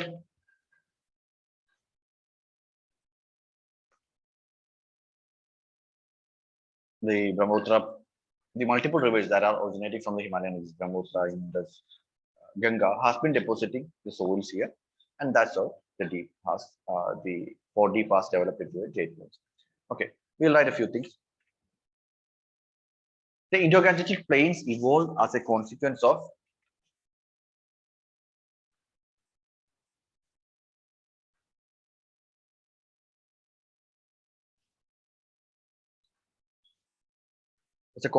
of filling of Himalayan 4D basin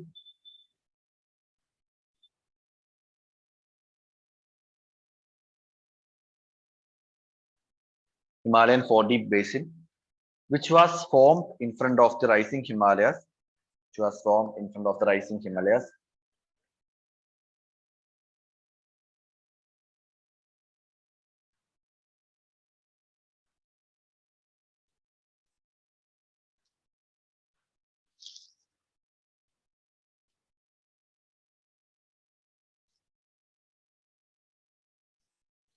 Once the Himalayan 4D was formed,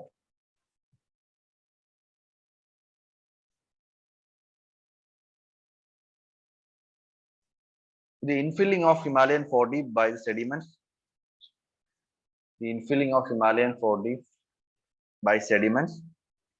brought by Himalayan as well as peninsular rivers took place.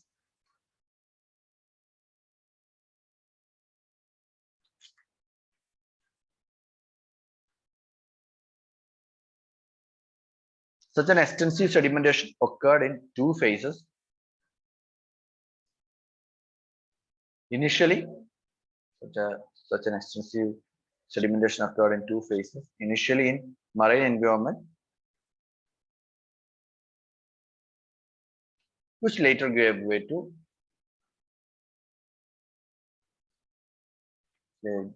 subaerial fluvial environment.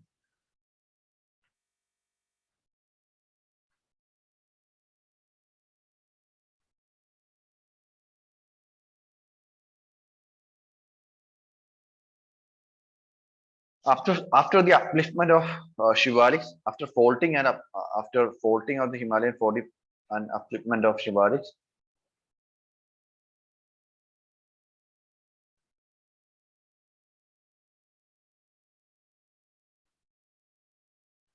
the southern part of Himalayan 40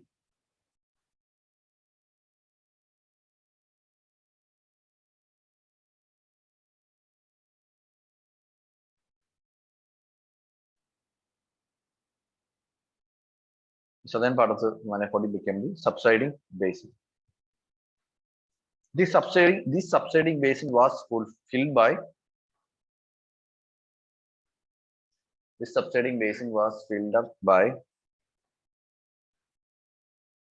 riverborne sediments brought from Himalayas and the plateaus and the peninsula plateaus.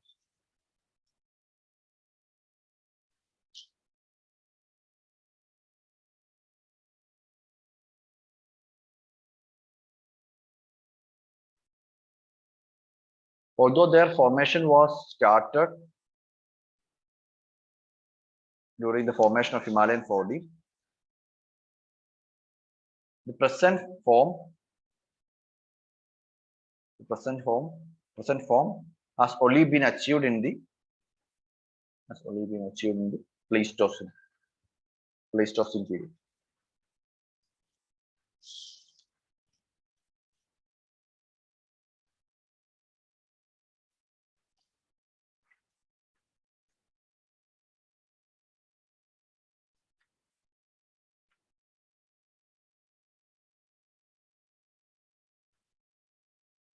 Now, something we know about the Great Plains now is the classification of the Great Plains on the basis of relief. Right. So nothing much to explain there. The same thing as we see in the case of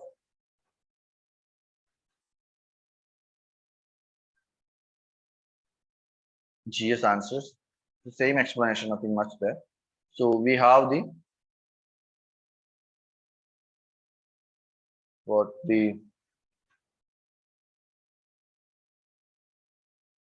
Babur, then the Terai plain, and after Terai we have the Kadar and Bangar. So it's the same thing. Nothing to add there. Nothing much to add there. In the Babur, no, the streams disappear because of the deposition of pebbles and high permeability. So rivers goes underground. The rivers which are going underground, these are also called Duar regions. And the rivers which are going underground will be rising up in the Tarai, and these are regions of Babur is about 15 kilometers off it, very small region where the river is debauching into the land. Tarai is again a 30-kilometer width region. These are two transition zones. After that, you get the Bangar and Qatar part, which are the floodplains. So if you draw the river to be like this, the river would have been flowing earlier through this part. Now, this is the present floodplain because the river is flowing through this region. So this is the Qadar. Now there are other floodplains here, like this river part. These parts are all the floodplains of Old Channel. Old Channel and the floodplains are, which is known by the name Bangar. Now, which is what fertile? We know the Bangar is more fertile than the Qadar.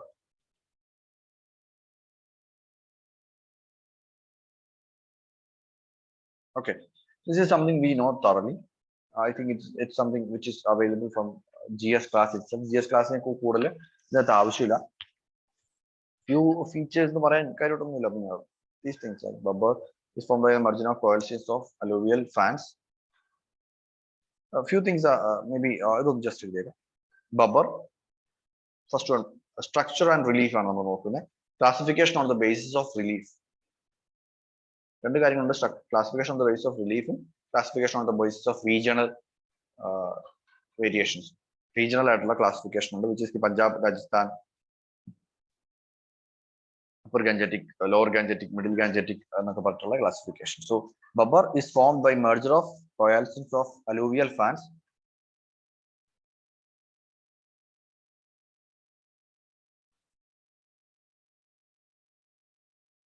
Merger of the coalescence of alluvial fans formed by Himalayan rivers. As the rivers comes out of Himalayan reaches, their velocity is drastically reduced, which results in lesser capacity to carry the load.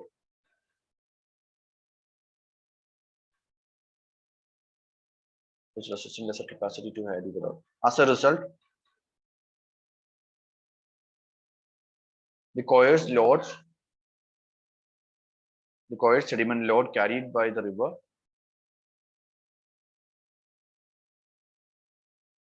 will be deposited, leading to the formation of alluvial fans. Over a period of time, these alluvial fans have expanded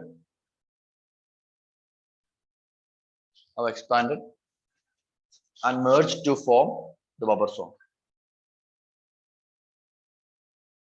Okay, that's the process of how as to how the buffer zone is formed. Baki is similar, so I'm not going into that. Terai, again, we know. Some of the important utilities, economics, the significance of bubber is in good. Bubber and terai both are very fertile agricultural land use. Again, terai is agricultural land use. Bubber is important for non-agricultural land use. Both are very important locations of environmental protection, national park, wildlife sanctuaries, species diversity, things like that. Several ecosystem services can be provided with both of them, right? And these are also at the foothills of Himalaya, so mostly some of the pilgrim centers like Rishikesh, Haridwar, those centers are there, and they are very important for transportation systems. For example, between the plains and the Himalayas. So it's a very important region, but these are a few things like you can pick up from even NCRTs. NCRTs are very helpful in picking up that, so that's not a trouble.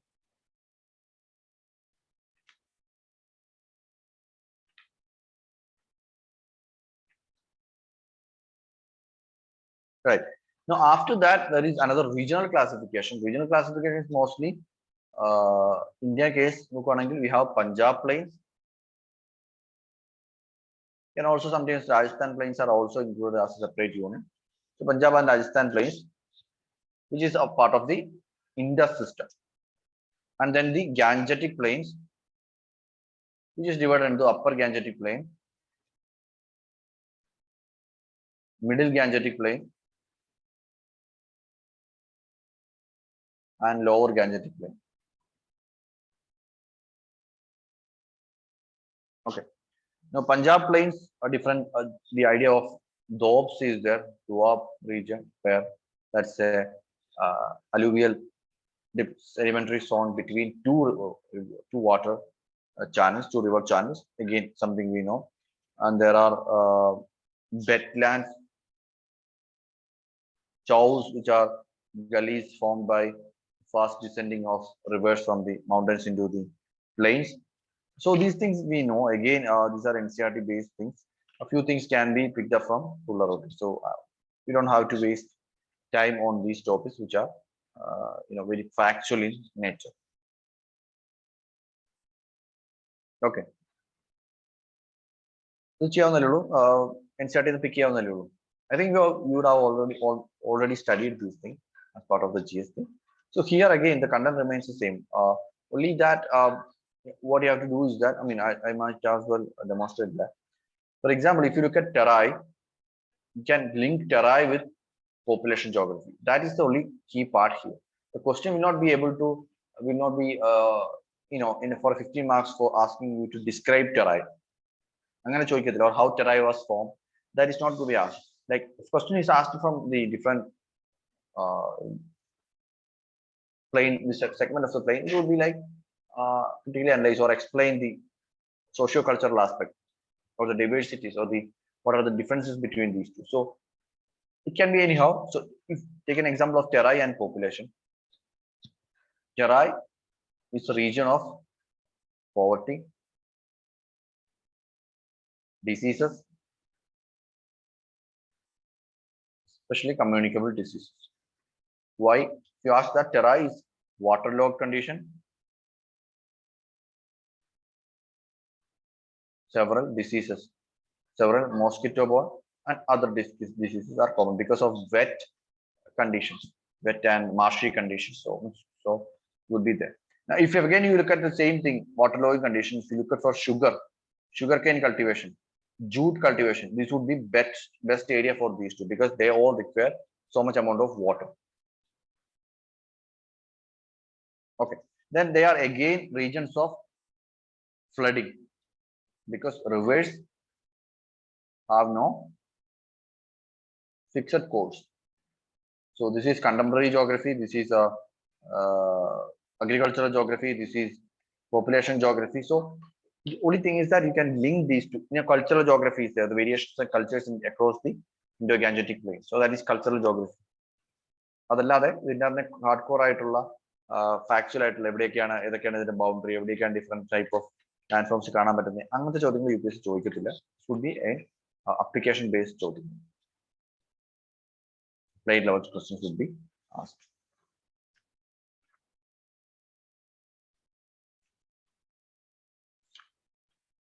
Okay, now one more topic we have is the drainage system.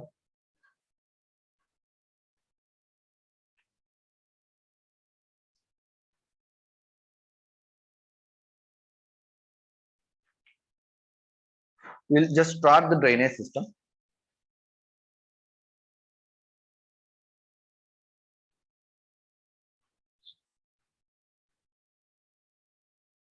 Two things, that there is a Himalayan drainage system in India and there is a peninsula drainage system. Two drainage systems are there in India.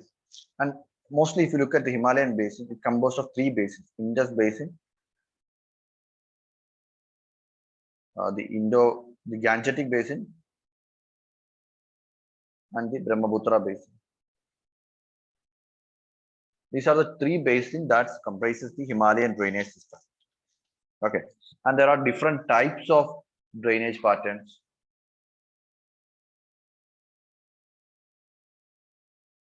Okay, different types of drainage system, that is consequent, antecedent, the drainage pattern, trellis, parallel, centripetal, radial. So different types of drainage pattern and drainage system is there. Now, drainage pattern is what the geometrical pattern formed by. Drainage system is the type of rivers, if it is following the slope or if it is flowing against the slope. Okay, so these kind of things are there. Now I'm just going to look into, I'll start with the Himalayan mountain formation.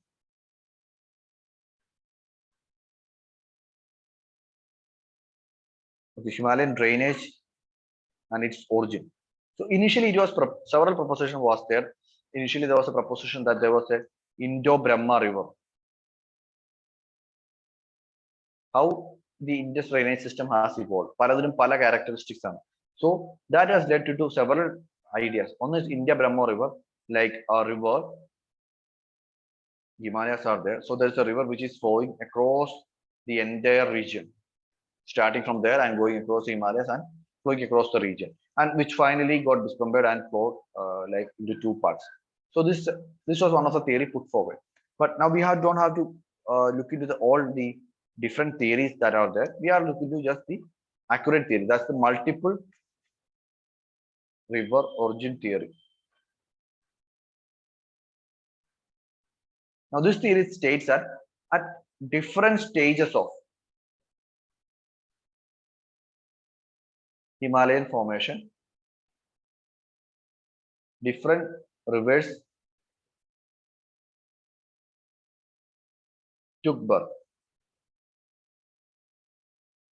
Okay, so some of the rivers originated when the Trans-Himalayas were formed, like the Indus River. So, as you see, if you are looking at this picture like this,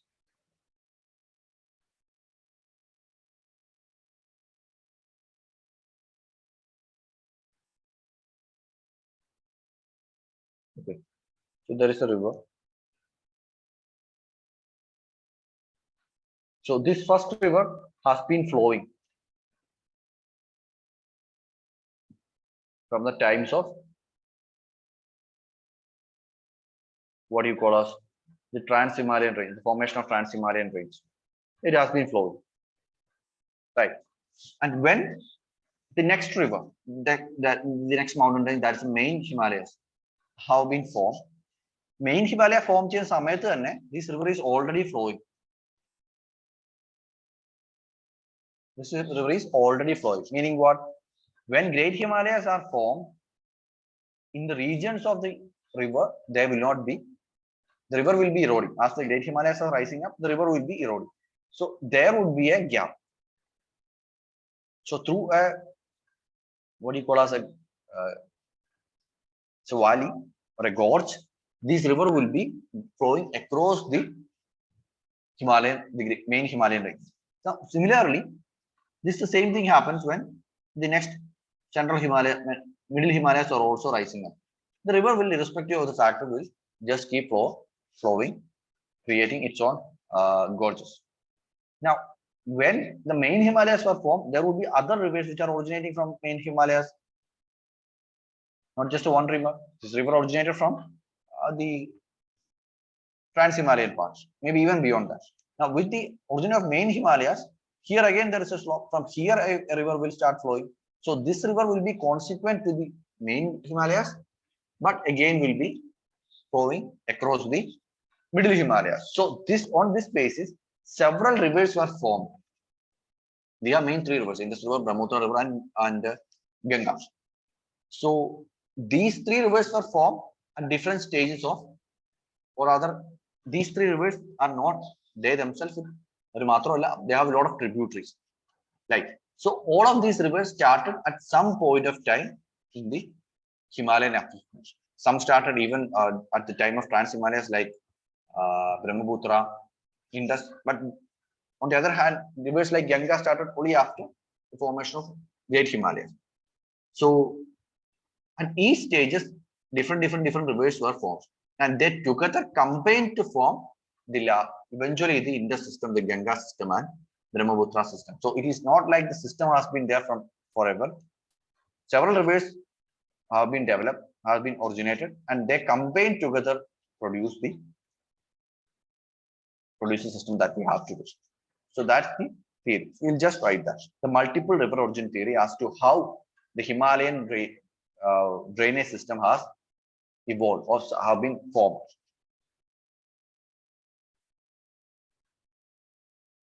The multiple river origin theory has been forwarded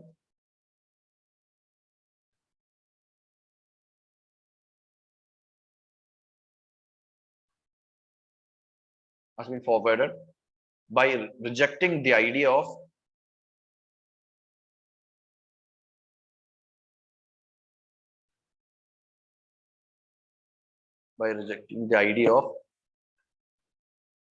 the presence of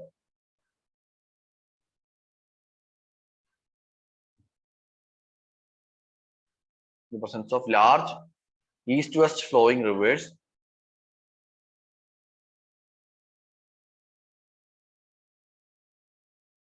like the Indo-Brahma theory hypothesis, like the Indo-Brahma hypothesis, the Brahma river hypothesis. to explain the east-west trend of Himalayan rivers. So what is to be known? Like we know one thing, the drainage pattern is conspicuous. Like if it is India, the rivers are flowing east to west or west to east. Indus is flowing this way, Brahmaputra is flowing, Ganga is flowing this way, Brahmaputra is flowing this way. So there is a clear east to west direction. So the initial proposition was this, that Indo Brahma theory, with Brahma river, which was flowing, was like this, and later got dismembered, right? But instead, by rejecting this idea, they were giving new explanation. The multiple river origin theory is giving new explanation to as to why there's an east to west trend of Himalaya, east to west flow of Himalayan rivers. According to the view of multiple river origin theory,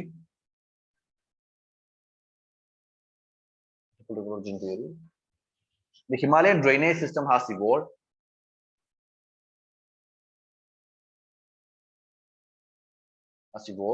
in a number of stages,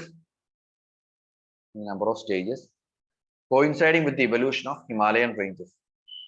Himalayan ranges ഓരോന്ന് ഉണ്ടായി വരുന്നതനുസരിച്ച് അതിന്റെ കൂടെ ഉണ്ടായി വന്നു. അല്ലാതെ ഒരു range ഉണ്ടായതിനു ശേഷം ഒരു വലിയ ബ്രഹ്മാണ്ഡ river ഉണ്ടായതല്ല. Has evolved in number of stages coinciding with the evolution of Himalayan ranges. During the first Himalayan upheaval,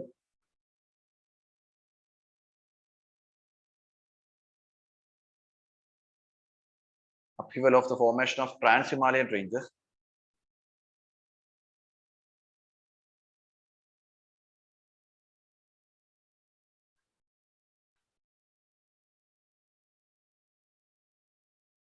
originated the present antecedent rivers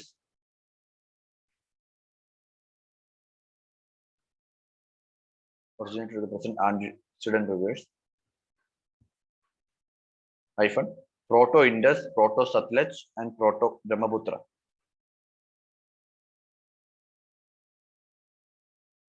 Were formed.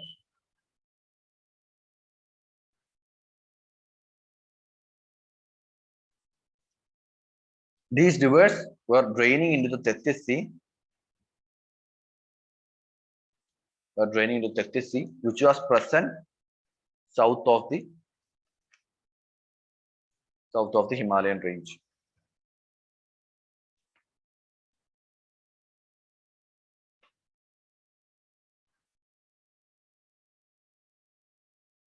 With the evolution of the main Himalayas,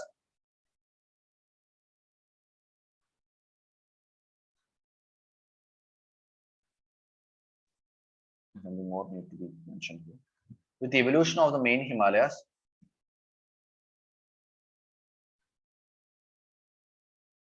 there was the formation of ITSS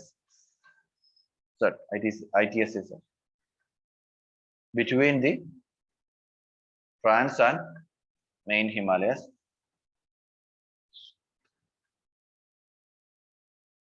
In east to west direction.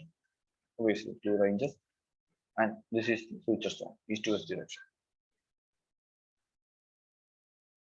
The earlier set of consequent rivers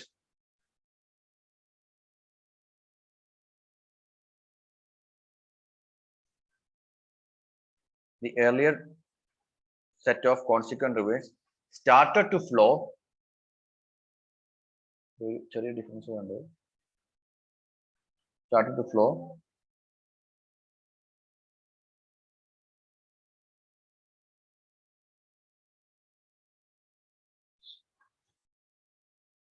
Flow in the suture zone, which was east to west trending.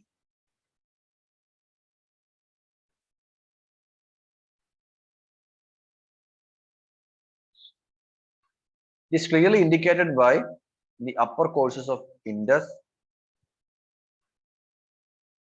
Satluj, Brahmaputra, etc.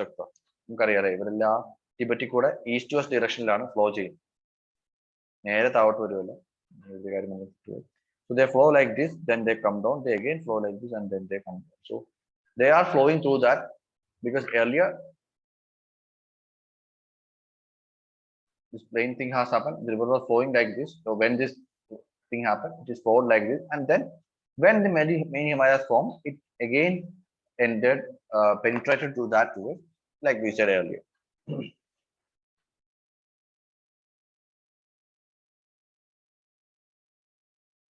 These rivers then cut across the main Himalayan ranges.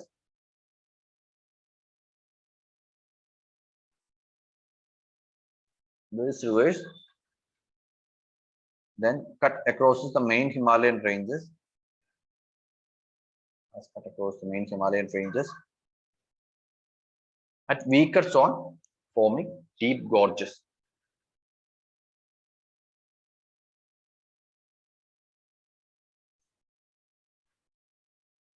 Another event which occurred with the formation of main Himalayas.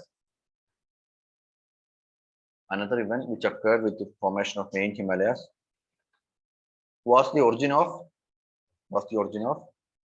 next set of consequent rivers. Next set of consequent rivers which originated from the southern slope of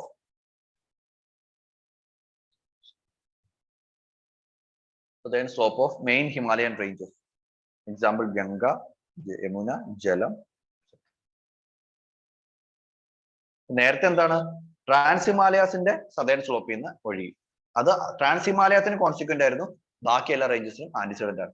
ഇനിയിപ്പോ എന്താണ് main ഹിമാലയാസിന്റെ southern സ്ലോപ്പിൽ നിന്ന് ഒഴുകുന്ന river, they will be antecedent to middle Himalayas and ശിവാലിക്സ്.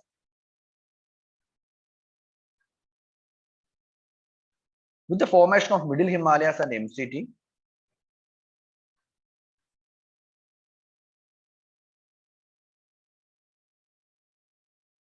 course of these rivers was formation of main Himalayas and MCT. Courses of these rivers were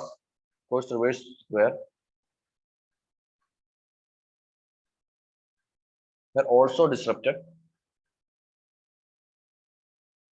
although they continued to flow.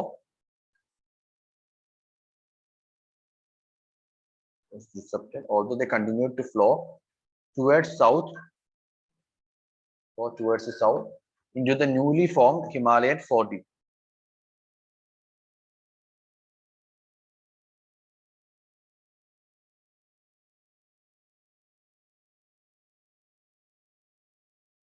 With the formation of Shivaliks,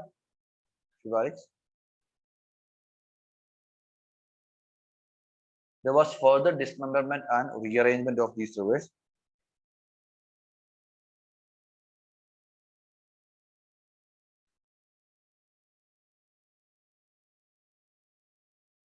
Some of these rivers like Yamuna, which was earlier flowing in southwest direction,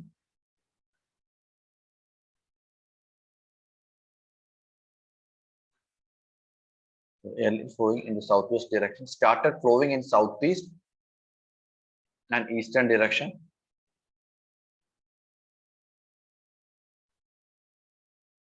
And became a tributary of Ganga.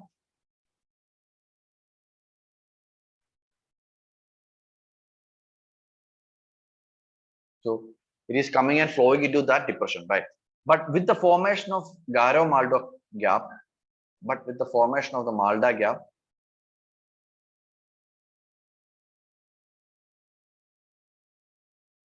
had led to the change in course of formation of Malda gap had led to the change in course of Ganga and Brahmaputra towards that depression. So what do you call us? You have this depression here. Rivers would be tended to flow into that region, right? Thus, Ganga became east flowing, and Brahmaputra became west flowing. Both of them drained and emptied their sediments.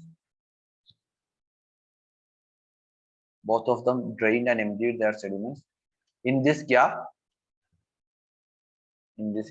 leading to formation of Bengal Basin.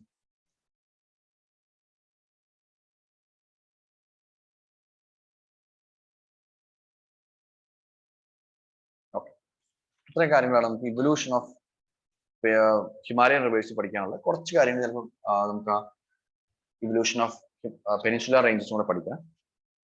പിന്നെ അതിൻ്റെ അടുത്ത് പ്രധാനമായിട്ട് വരുന്നത് ഒരു Himalayas and peninsula തമ്മിലൊരു comparison. ഇത്രയും കാര്യങ്ങൾ പഠിച്ചു കഴിഞ്ഞാൽ റേഞ്ച് കംപ്ലീറ്റ് ചെയ്യാം. പിന്നെ അതിനകത്ത് നമ്മൾ ഫാക്ച്വലായിട്ട് പഠിക്കുന്ന റിവേഴ്സിന്റെ ട്രിബ്യൂട്ടറീസ് അങ്ങനത്തെ കുറച്ച് കാര്യങ്ങൾ.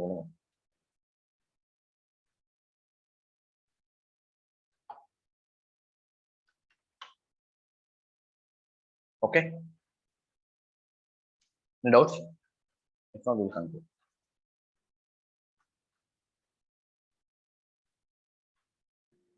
സർ കാതറല്ലേ ഫെർട്ടൈൽ, ബങ്കർ അല്ലല്ലോ? എന്തോ കാതറല്ലേ ഫെർട്ടൈൽ, ബങ്കർ അല്ലല്ലോ? Qatar fertile, yeah. Bangor is the older alluvium, Qatar is the newer alluvium. And newer alluvium is obviously fertile one. No,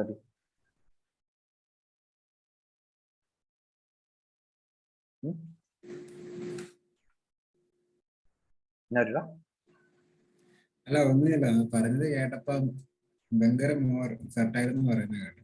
ആണോ? അങ്ങനെ പറഞ്ഞോ? ഓക്കെ, പറയാൻ ചാൻസ് ഇല്ല. പറഞ്ഞെങ്കിലും അത് കറക്റ്റ് ചെയ്യാം. ഏതായാലും കറക്റ്റ് സംഭവം എന്ന് പറഞ്ഞാൽ ഖദർ is the new alluvium which is found in the current floodplain, and Bangor is found in the older floodplain. So Bangor is the older one. Older one has Kangar deposits in it. Kangar deposits means salt deposits ആണ്. Salt deposits വരുമ്പോൾ fertility കുറയും. So that would be less fertile, and khadar would be more fertile.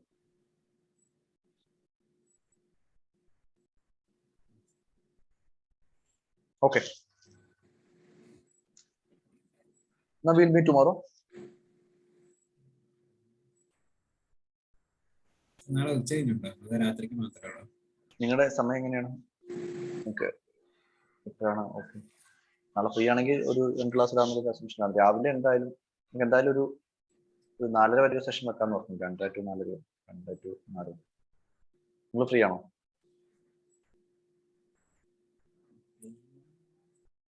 പെട്ടെന്ന് conclude ചെയ്യാം. Evening class നാളെ ഉണ്ടോ? Evening ക്ലാസ്സിന്റെ ആയിട്ട് എനിക്കൊരു ഉറപ്പില്ല. എനിക്ക് ഒരു ചെറിയൊരു ഇന്റർവ്യൂവിന്റെ ഒരു ചെറിയൊരു എൻഗേജ്മെന്റ് ഉണ്ടായിരുന്നു. ഗ്രൂപ്പ് ഡിസ്കഷൻ എടുക്കും. അപ്പൊ അത് ടൈറ്റ് ആണ്. ഒരു 7 മണി വരെ കാണും. 7 മണിക്ക് വെച്ചിട്ട് പിന്നെ 7 to 9 വെക്കാം.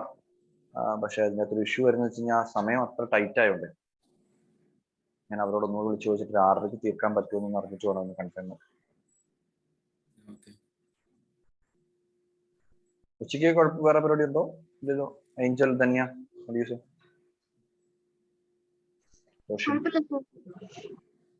ആണല്ലേ? അങ്ങനെയാണെങ്കിൽ നമുക്ക് 4 ക്ലാസ് 4 ദിവസം കിട്ടിക്കഴിഞ്ഞാൽ നമുക്ക് പെട്ടെന്ന്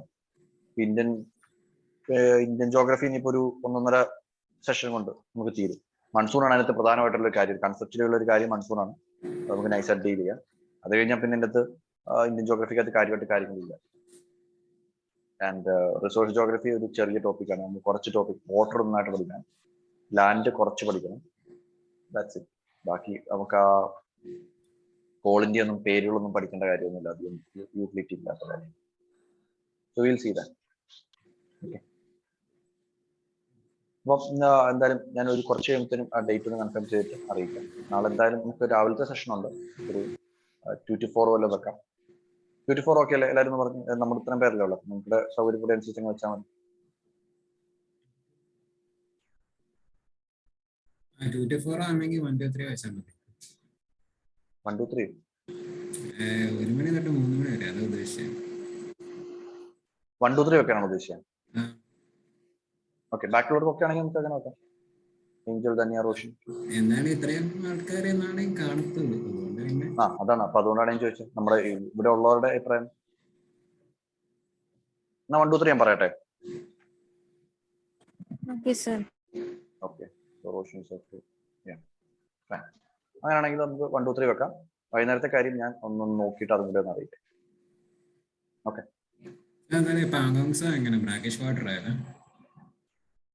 അത് ഈ പല കാര്യങ്ങളുണ്ടോ? ഒന്ന് അതിൻ്റെ അകത്ത് ഇവാപറേഷനും എല്ലാം നോക്കുകയാണെങ്കിൽ ഇവാപറേഷനും വാട്ടറിന്റെ അവൈലബിലിറ്റി ആണ് വ്യത്യാസം.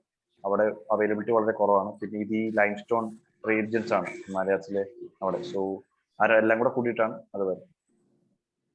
അപ്പൊ ഓരോ ഭയങ്കര റീജിയണൽ, നമുക്ക് ജനറലൈസ് ചെയ്ത് പറയാൻ പറ്റില്ല. കാരണം അവിടെ ഫ്രഷ് വാട്ടറും ഉണ്ട്, സലൈൻ വാട്ടറും ഉണ്ടല്ലോ.